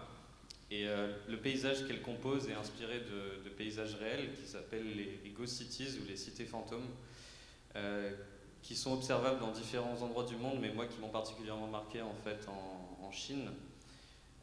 Avec le principe d'une ghost city ou d'une cité fantôme, c'est qu'un quartier, un bâtiment et même des fois à l'échelle d'une ville sont construits et sont abandonnés avant d'être terminés. Donc ils restent en fait dans cet état d'entre-deux, entre un chantier et une ruine. Et ça leur donne en fait une espèce de qualité étrange, dans le sens où on sait pas très bien où les choses commencent et s'arrêtent. Voilà, juste pour apporter un peu de diversité. Ça c'est une photo à moi, ça c'est un truc que j'ai volé sur internet mais qui est assez impressionnant. Et voilà, pour recontextualiser ça aussi un peu en Occident, ça existe bien sûr, par exemple là c'est en Espagne, en Italie, ça existe beaucoup en Sicile, je sais. Et voilà. Donc ça crée ces espèces de paysages un peu déshumanisés. Il y a beaucoup de raisons pour lesquelles on arrive à ça. Des fois c'est de la spéculation immobilière, des fois c'est blanchiment d'argent, il y a diverses raisons. Mais en tant qu'architecte, moi ça m'intéressait vraiment de travailler, architecte et artiste, ça m'intéressait de travailler là-dessus parce qu'on est sur des bâtiments qui ont une durée de vie qui est extrêmement faible, à tel point qu'ils ont ce surnom de tofu buildings. Donc voilà, ils sont presque mous en fait, parce que des fois ils ont une durée de vie de 5 à 10 ans maximum. Voilà. Donc le paysage interne de l'installation reflète l'aspect minimaliste de ces structures en béton, avec voilà, seulement ces ossatures, ces poteaux, ces poutres, etc. Et je me suis pris au jeu en fait d'essayer de restituer la réalité matérielle de ces architectures en travaillant sur le béton, un matériau que je n'avais pas travaillé avant. Et il y a eu tout un travail d'expérimentation pour réussir à l'échelle de la maquette sur des plaques qui sont assez fines, qui ont une épaisseur de 3 à 5 mm, de réussir à faire ces éléments-là. Et naturellement, en fait, au fur et à mesure du processus de conception, on a eu beaucoup de déchets et de ratés qui n'étaient pas prévus au début dans le processus de production de la pièce et qui se sont ajoutés naturellement au projet. Donc vous avez en haut, sur les 2 niveaux d'installation, la ville qui se construit sur cette trame qui est rigide, presque autoritaire, avec ce dessin géométrique, etc. Et dans le sous-sol de l'installation s'amassent tous les débris de la production. Et même, en fait, quand l'installation a cette forme de perfection, mais aussi les pièces sont artisanales, donc elles ne sont pas forcément toutes les mêmes épaisseurs, etc., ça amène des légers décalages, et au fur et à mesure, en fait, ça arrive que l'installation casse les pièces, fasse tomber des bâtiments. Et quand un bâtiment est cassé, il rejoint cette pile du bas. Donc voilà, ce contraste entre un ordre, un peu l'ordre et le chaos en bas, avec une forme plus naturelle, plus de l'ordre d'une montagne, d'un tumulus.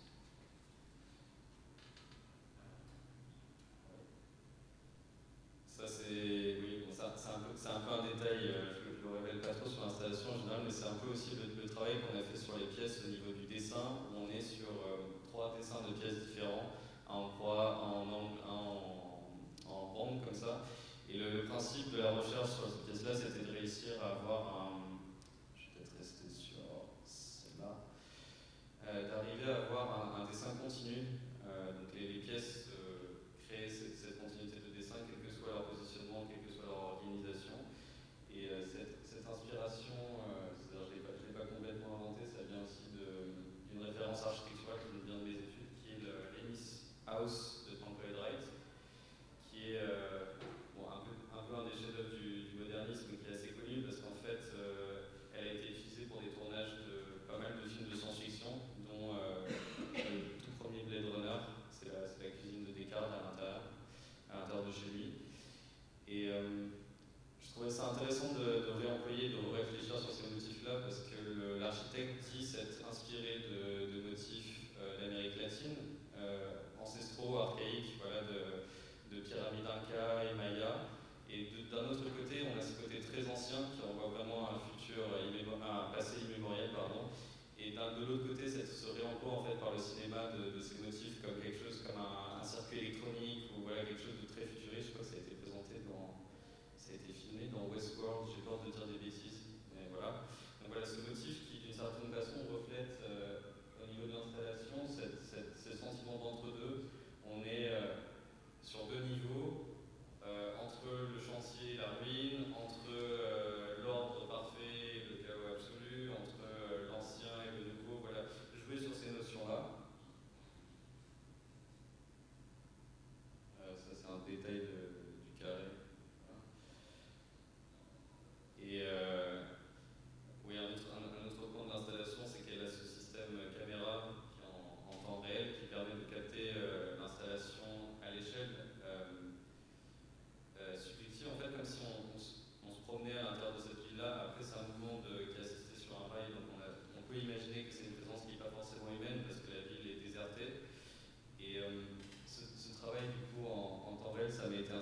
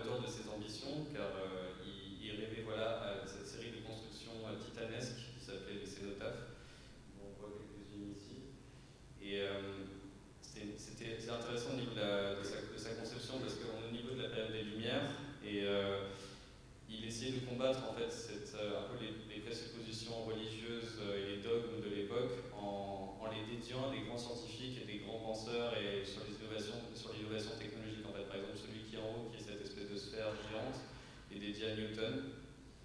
Et d'une certaine façon, je me demande si le cénotaphe que j'ai réalisé, je l'ai nommé cénotaphe 0 parce que ça va être une série de travail un peu dans cet ordre de création continue d'une série d'ensemble de construction.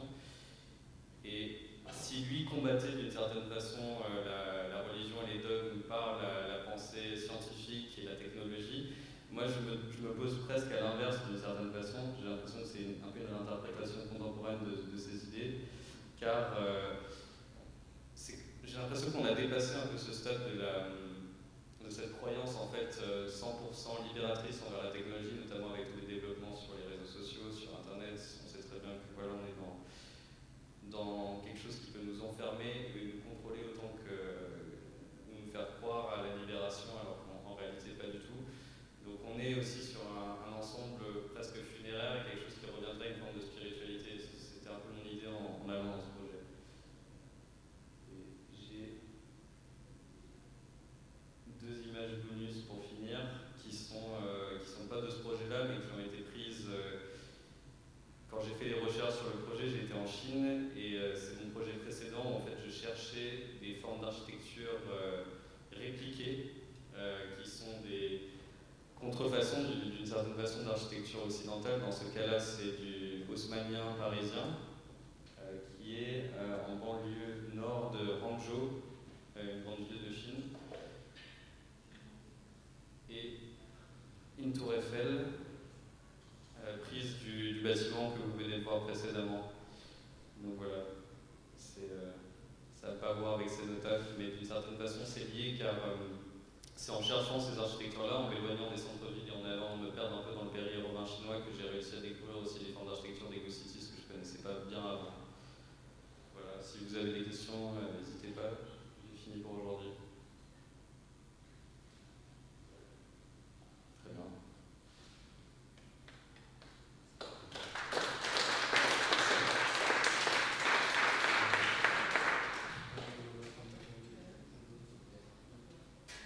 Bonjour à tous. Donc je suis Guillaume Cousin, je présente ici le silence des particules. Je vais vous expliquer un peu mon point de vue, ma démarche, une question qui revient souvent sur où est la partie numérique et digitale dans cette œuvre. Mais d'abord une petite banalité qui est aussi un point de départ de mon travail. C'est toujours bien de commencer par des banalités quand on ne se connaît pas. Il faut changer de paradigme. On l'entend tout le temps, mais qui nous propose quoi? C'est pas si clair, c'est pas très évident. Il y a deux citations d'Einstein que j'aime beaucoup, qui sont un problème sans solution est un problème mal posé. Ça peut déjà éclairer un peu ce qui se passe autour de nous. Et la folie, c'est de se comporter de la même manière et d'attendre un résultat différent. Je vous laisse tirer les conclusions de ces explications. Donc mon point de vue, c'est que s'il y a un problème de société, on ne va pas y répondre avec des solutions de société. Si on doit changer de paradigme, je pense que la majorité le souhaite, par une frange très très courte de la population, il faut aller chercher des questions plus larges, plus loin. Et dans celle qui, moi, m'intéresse, il y a toutes les questions et les réponses apportées par la physique quantique. Alors, ça fait peur de parler de physique quantique, c'est pas toujours facile, et ça fait du bien quand même, quand on y arrive. Il y a plusieurs points qui, moi, me touchent énormément dans la physique quantique. Il y a tout d'abord l'idée de l'universalité de la matière. Et on n'est plus dans l'ordre de la science-fiction, c'est quand même des choses qui sont très largement établies. Nous, tout ce qui constitue l'univers est composé de particules élémentaires, et ces particules élémentaires ont toutes été produites plus ou moins à l'instant du Big Bang. Ce qui fait déjà nous sommes une forme de matière universelle et éternelle. Moi, personnellement, je trouve ça extrêmement rassurant. La deuxième chose qui est très importante dans la question de la physique quantique, c'est la notion d'interaction. En physique quantique, on dit que toute la matière, dans son état quantique, c'est une superposition de probabilités. Alors, outre le fait que ce terme soit très beau, qu'est-ce que ça veut dire? Ça veut dire que la matière n'est pas localisable ni dans sa charge énergétique, ni dans sa position. Tout est dans un flou de probabilités. Ce qui n'est pas notre cas, évidemment, bien que nous soyons constitués de cette matière. La matière, elle se fige, elle se stabilise quand elle est en interaction. Donc ce qui génère la matière, ce qui rend la matière possible, c'est l'interaction. Donc ces deux points de vue de la physique quantique, pour les résumer, c'est nous sommes tous constitués de la même chose et nous sommes tous une interaction. Nous sommes une interaction d'à peu près 80 à 100 ans, 50, peu importe, une interaction qui a commencé à la rencontre des gamètes de nos parents et qui se finira quand l'équilibre va se rompre. Alors, en quoi ces deux points de vue peuvent éclairer une possibilité d'un nouveau paradigme? En fait, ça donne une notion d'universalité, et cette notion d'universalité, elle balaye des approches liées à la société, comme celle de l'écologie. L'écologie n'a plus de sens si nous sommes tous la même matière. Elle devient faite. Elle n'est plus l'option d'un forfait de la bonne conscience qu'on pourrait s'accorder de prendre. C'est un fait. Et beaucoup d'autres concepts, la bienveillance. Si on se considère comme une cellule d'un grand corps de l'humanité, là, le point de vue commence à changer très sérieusement. Et c'est cette envie-là qui est, pour moi, le point de départ d'avoir une démarche artistique et de vouloir la défendre. Parce que mon parcours est assez singulier par rapport à d'autres artistes. Tout d'abord, c'est ma première œuvre, donc c'est quelque chose d'assez récent. Et mon parcours artistique s'est fait avant dans un autre domaine, qui est l'éclairage et la scénographie dans le spectacle vivant.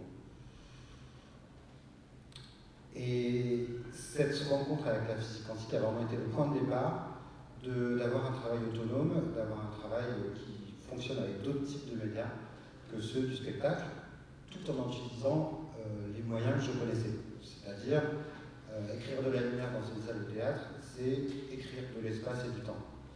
Et évidemment, je continue d'utiliser ces moyens-là, je continue d'utiliser les moyens que j'ai de construction en tant que scénographe. Est-ce que déjà là-dessus, quelqu'un a envie d'intervenir ou de poser des questions ou j'avance sur le silence des particules.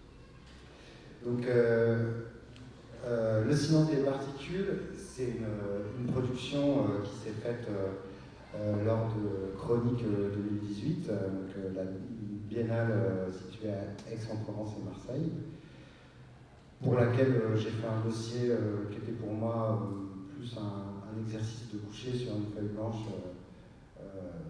des idées et de l'exposer à la lecture, parce que c'était un travail récent et c'était mon premier dossier en réalité. Et elle a été produite à ce moment-là.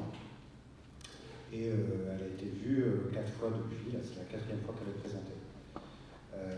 Le silence des particules, c'est justement ce que je cherchais à vous démontrer dans mon propos précédent, un objet qui va créer une structure dans l'air. Le choix de ce matériau, ou plus largement le choix des fluides, parce que c'est vraiment une envie profonde de travailler sur les fluides, il vient beaucoup de mon travail de lumière. Quand j'ai commencé à travailler la lumière, j'ai compris la puissance implicite et inconsciente qu'a la lumière sur nous, et en réalité, tous les fluides, je ne puisse pas tout à fait considérer la lumière comme un fluide, tous les fluides ont cet impact sur nous. Et ils ont cet impact très particulier parce qu'en fait on vit dans la lumière, on vit dans l'air, c'est quand même ce qui nous pénètre et ce qu'on rejette tout au long de notre vie, l'air, sans jamais s'interroger par rapport à ce matériau-là, sans jamais aller comprendre l'incidence que les fluides ont sur nous, alors qu'il est évident qu'ils en ont une. Il qui donc la lumière a un impact sur nous, ne serait-ce que parce que c'est le rythme du soleil, le rythme des saisons, et que tout ça est en lien au plus profond de nos cellules avec notre propre rythme circadien. Donc ce rapport au fluide, il est inscrit en nous, mais il est inscrit dans une partie non consciente de notre cerveau. Et créer un mouvement d'air ou un mouvement d'eau, c'est aller chercher cette mémoire. C'est réveiller cette mémoire, ce qui donne une sensation à la fois de familiarité et d'étonnement. Le silence des particules, c'est donc une machine. Je ne sais pas si tout le monde l'a vu, peut-être certains vont la voir après. C'est donc une grosse machine qui produit des anneaux de fumée qui font en gros 2 mètres de diamètre et qui peuvent voyager entre 30 et 100 mètres. En réalité, je ne sais pas jusqu'où ils voyagent complètement, parce que la plus grande salle dans laquelle j'ai exposé faisait 100 mètres et certains auraient pu continuer encore longtemps. Ces anneaux, ils ont des particularités qui, moi, m'intéressent spécialement, et ils ont notamment des parallèles avec ce que nous, on peut être. Quand je parlais tout à l'heure d'interaction, c'est très clairement une interaction dans son milieu. L'air, il y en a partout, on baigne tous dedans, et à un moment, le mouvement de cette machine crée cet enroulement sur lui-même, qui est un enroulement étonnamment stable. C'est en fait une décompression qui fait un effet cyclonique, mais ce cyclone est lui-même une boucle, ce qui fait que l'énergie du cyclone continue la rotation et l'entraîne, et elle ne se brise pas et elle perd peu d'énergie parce que c'est une boucle. Et pour moi, c'est un parallèle très, très singulier et très proche de ce que peut être un être humain, c'est-à-dire une interaction de 80 ans.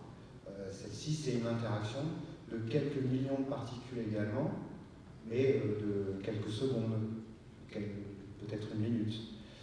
Et il y a cette notion aussi que ces anneaux traversent leur milieu. Et c'est là où on aborde un point qui rapproche de la question du numérique. Il y a une partition extrêmement précise qui est donnée par la machine. Il va y avoir à peu près une dizaine de types d'anneaux différents sur un cycle de 18 minutes. Il doit y avoir 30 ou 40 anneaux, mais il y en a 10 types différents. Ces instructions sont extrêmement précises, l'ordre du microseconde et du millimètre. La machine répète cette partition, qui est conçue comme des mots qui sont les anneaux et qui constituent une phrase. Et malgré cette précision, donc celle du monde numérique, elle s'expose à la réalité du monde, à la réalité de ce qu'elle traverse.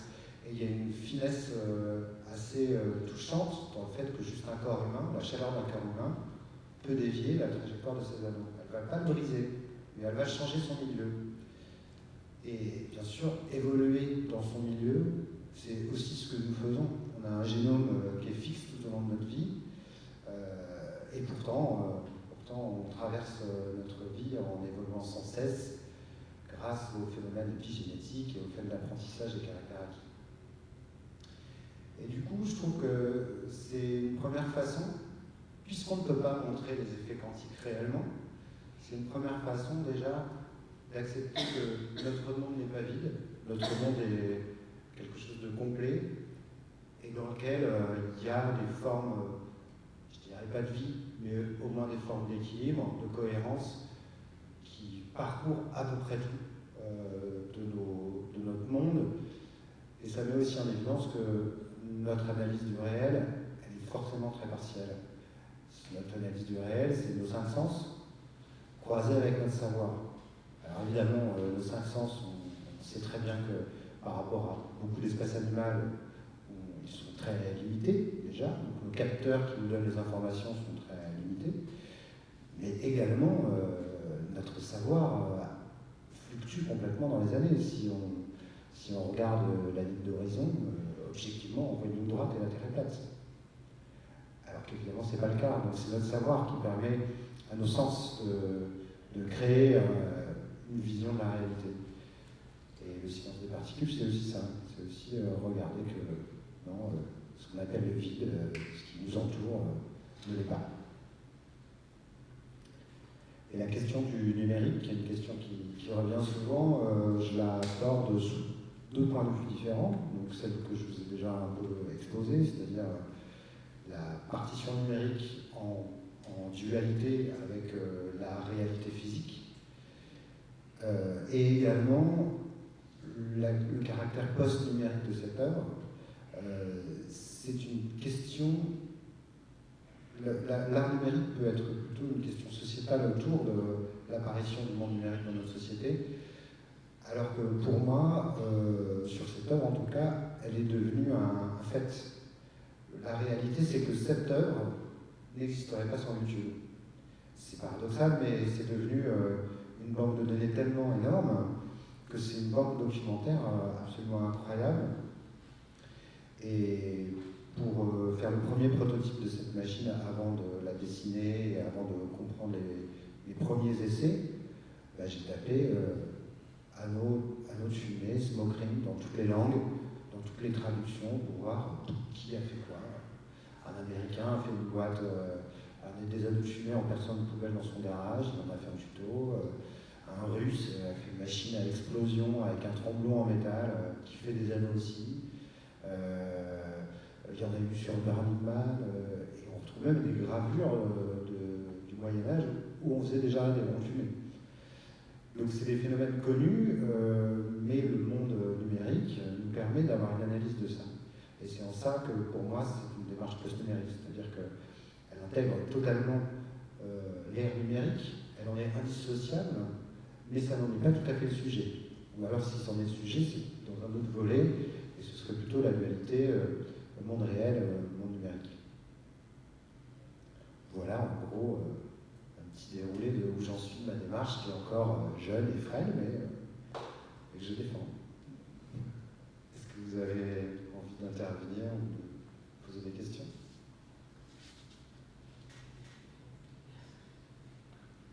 Oui?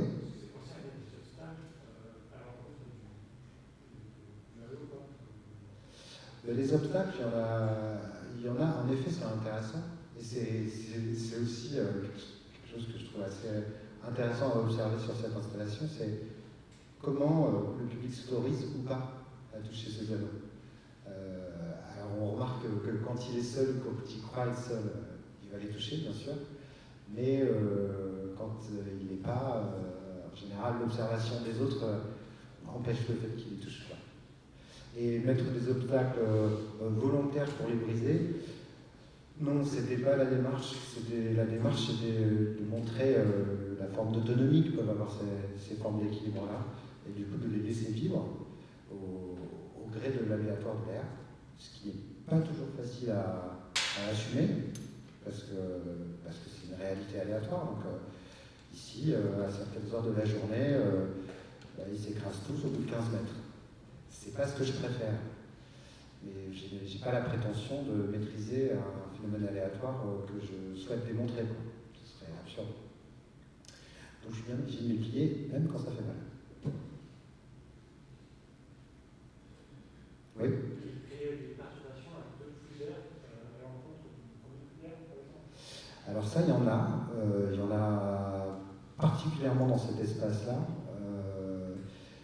Et la physique des fluides, c'est quand même assez déroutant. En général, on croit avoir compris, on tire des conclusions, mais l'expérience suivante nous montre que c'est pas forcément vrai.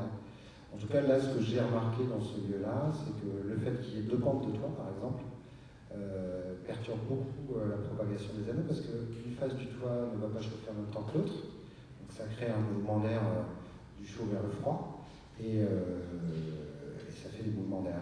C'est notamment a priori pour ça qu'ils ont tendance à descendre. Mais si votre question c'est est-ce que j'ai envie de les freiner pour qu'ils soient statiques, c'est pas impossible, mais ce ne sera pas sur cette œuvre-là. C'était plus défier de gauche à droite, enfin oui, l'obligation de temps. Ouais. Essayer de faire des trucs, souvent c'est très fort pour continuer de complet plus de temps sur la navigation. Ouais. Mais parfois, même ici, ils vont jusqu'au bout dans la lumière. Donc c'est, à moins d'en faire une performance avec un live où je suis sans cesse à ajuster des ventilateurs à chaque anneau, en réalité c'est pas possible. ça change trop vite. Quand j'ai contacté des physiciens en physique des fluides pour leur poser des questions qui, moi, me paraissaient simples, je me suis dit, ils vont me faire une petite note de calcul, ils vont me dire ça en 2 jours. Ma question, c'était, je vais faire un anneau de fumée qui soit le plus stable possible, qui se crée le plus vite possible, qui fasse à peu près 2 mètres de diamètre et qui marche à la vitesse d'un pas humain. Et les 2-3 physiciens que j'ai contactés m'ont dit, oui, d'accord, il nous faut 6 mois d'études et un milieu laboratoire, on ne peut pas vous assurer que ça marchera ailleurs. Bon, d'accord, je vais continuer avec mon petit prototype. Alors ils m'ont quand même donné des conseils extrêmement précieux, du type essayer avec un piston plat, essayer avec un rapport d'injecteur de 1 pour 1, voilà, ce genre de choses. Et ça a été à peu près... donc, mes premières expériences ont démarré il y a 6 ans sur ce dispositif. Je l'ai posé, je l'ai complètement abandonné par moments, je l'ai repris. Des fois, il n'y avait tout simplement pas de débouché qui s'exposait à le montrer. Donc, je l'abandonnais, j'y revenais, etc. Mais quand vraiment ça s'est déclenché, il y a eu à peu près 6 mois de prototypage. Prototypage essai dans une méthode semi-scientifique, proche scientifique, en faisant un genre de banc d'essai, une caméra de face, une caméra sur le côté, et je faisais des essais répétés. Amplitude du piston, vitesse 1, j'ai mis un poids de 10 kg. Amplitude du piston, vitesse 2, j'ai mis un poids de 2 kg. Et je décortiquais comme ça, c'est pas la partie la plus passionnante du travail, hein, dans un tableau Excel. Là, je noterai la qualité entre 1 et 10 à 5 de cet anneau, il s'est formé à 5 mètres, etc. pour tirer des conclusions factuelles de la forme définitive que mon objet doit avoir, c'est celle-ci. Une fois que j'ai eu fait ça, j'ai repris pour le coup ma casquette de scénographe, en me disant, bon bien, la forme c'est ça, les contraintes mécaniques c'est ça, qu'est-ce que raconte cet objet?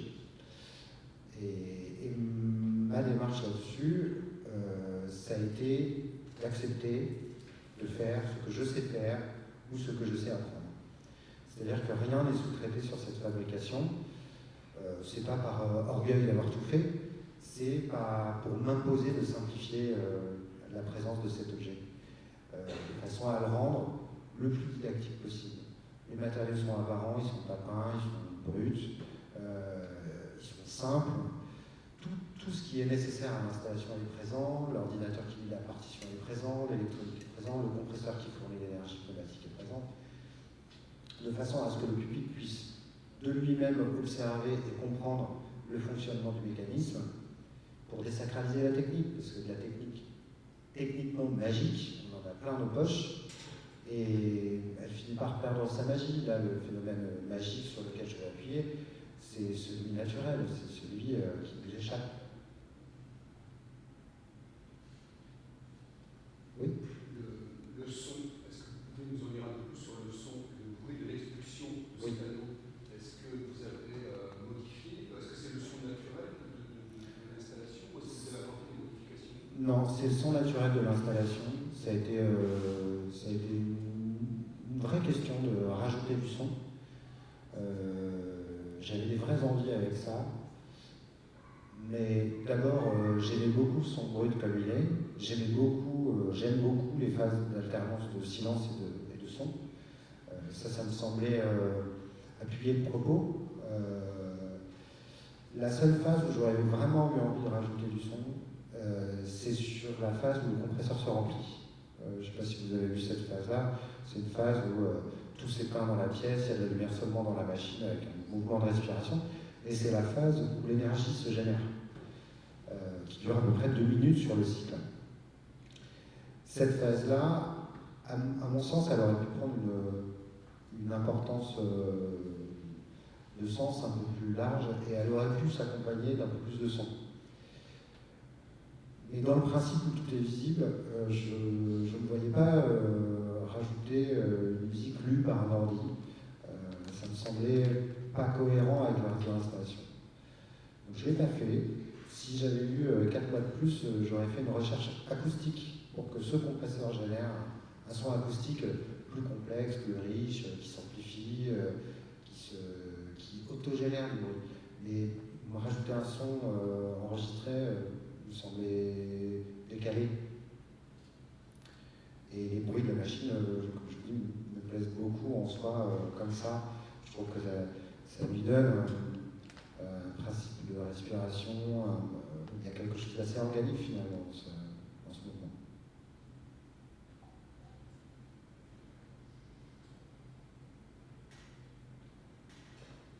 Eh bien, super.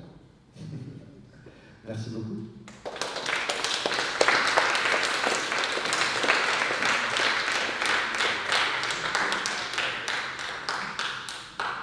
Bienvenue pour cette dernière mini-conférence de la journée. Donc on accueille maintenant Brice et Katherine de Hovver qui présentent leur projet Scope sur le frigo 1 de la marée, que vous avez peut-être déjà vu. Donc pour information, cette conférence sera en anglais. Et voilà, et ce soit tout lieu. Bonjour. Oui, bonjour. My name's Kat, and this is Chris. Sorry, we're going to be doing our talk in English. I hope that's okay.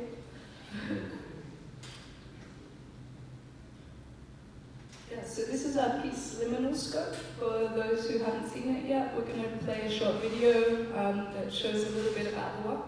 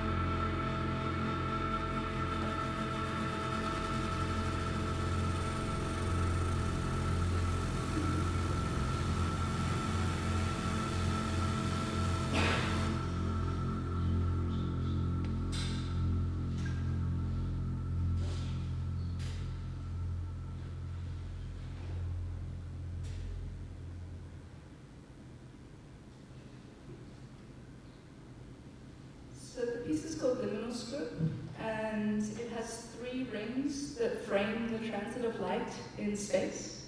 I'll go to the next slide. The effect that you see here with this focusing of light is called caustics, and it's the effect that you see on the bottom of a swimming pool where you get the convergence and dispersion of light, but in nature we only have the right environment to perceive that as a reflection. It's also the effect that you see when light shines through a wine glass and you get that nice reflection on the table. So in nature we only perceive it as a reflection, but it's something that's happening all around us all the time spatially. And so in order to be able to see that, you would need a highly polished surface, particulates in the air, and light. So our piece frames this effect, and the piece becomes a meditation upon these kind of perceptual limitations. So we use the 3 rings, as well as gradient colors, syncopated rhythms, to become like a mandala. And we navigate this score of tension and release. One more caustic image.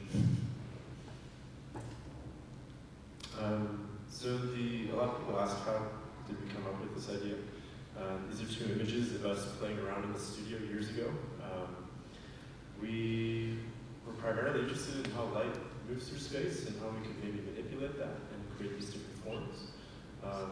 And it started in a very physical way, literally with smoke and mirrors and moving them with our hands and figuring out what we could do and place them in different areas.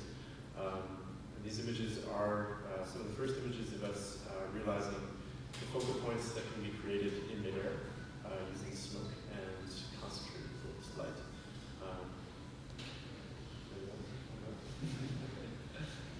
So, Chris and my background, I come from an architecture background, and Chris comes from a digital design environment. And so, through this kind of combination of our 2 interests, we started our practice together. We met in a class called Light Space Art at Parsons Design School, and through that class, which we actually didn't enjoy very much, we discovered that there was some things that we really wanted to test out together. And so it's been kind of a 5-year collaboration of us exploring those things. To highlight a little more, the class was, it didn't really allow us to explore what we wanted to. That was what we didn't like about it. So, but in the same sense, it made us excited to explore what we wanted to between the 2 of us in our own time, and this is the result. So our process is one really of play. A lot of the times when we're creating our work, we sit down and we sit at a computer and we use our heads and we do drawings and we think about things that we want to show. And then when we get to testing those things, we find out that they're all really dumb and they're not very interesting to experience. And throughout this process, there's been a few discoveries that we've made, and it's those aha moments and those like, wow, what is that? That has really pushed us to kind of focus on a particular experience or a particular phenomenon that would normally remain unseen for us. It's this kind of process of play that brings us into a kind of childlike state of wonder. And it's that element that we want the participants of our installations to also experience. This like, wow, what is that? You know, what, I've never seen that, and like, how is that created? And it's that element that brings people back into a moment of surrender and innocence. So this is a video of another version of the Liminal Scope, where we did in Houston, Texas, a festival called Day for Night. This version was a little bigger. Currently, I'll show you an image first, and then we'll go back to a video. But the rings themselves were about 3 meters wide and about 1.5 meters deep. And we also used 2 different projectors rather than a single projector. And it was this immense experience, and almost far more of a stargate than a meditative experience at that scale. Plays a video quickly of what that was.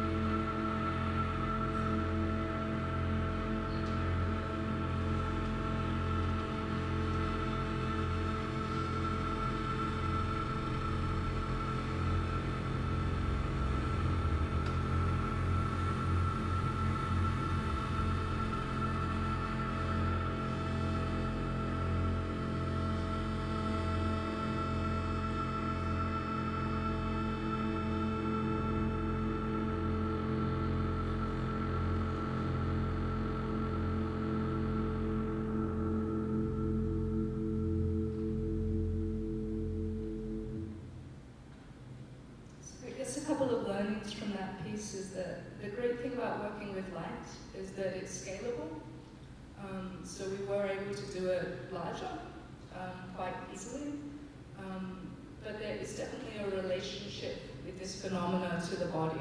And so this piece was a little too large, we think, and perhaps somewhere in the middle, something around maybe 2 meters would be the kind of prime experience. So we're working towards that piece. So a lot of our work deals with perception in that sense, and at least liminal scopes have body and eyes relate to that phenomena. And we've continued to explore different aspects of kind of the phenomena of light and how that can be expressed. I'll let Kat describe these pieces. So these pieces are difficult to convey in a photo, but they're actually pieces that work with, the process is titanium anodization, and that is a process that uses electricity to paint what you perceive as color on this surface. But there is actually no pigment involved in these pieces. The perception of color is created through an interference and a refraction.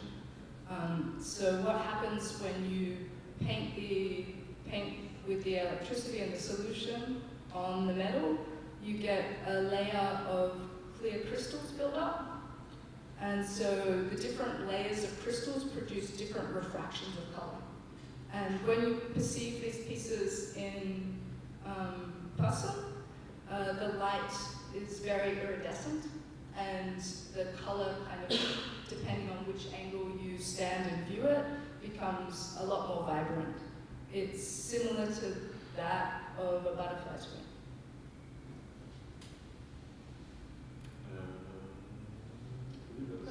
That's all we have at the moment. We have some more pieces that we're working on that we're not quite ready to show, but we really wanted today's talk to be open to questions. If anyone has any questions about our installation, we'd love to discuss them with you. Or anything else. Or anything else. Ponderings about butterfly wings, perhaps.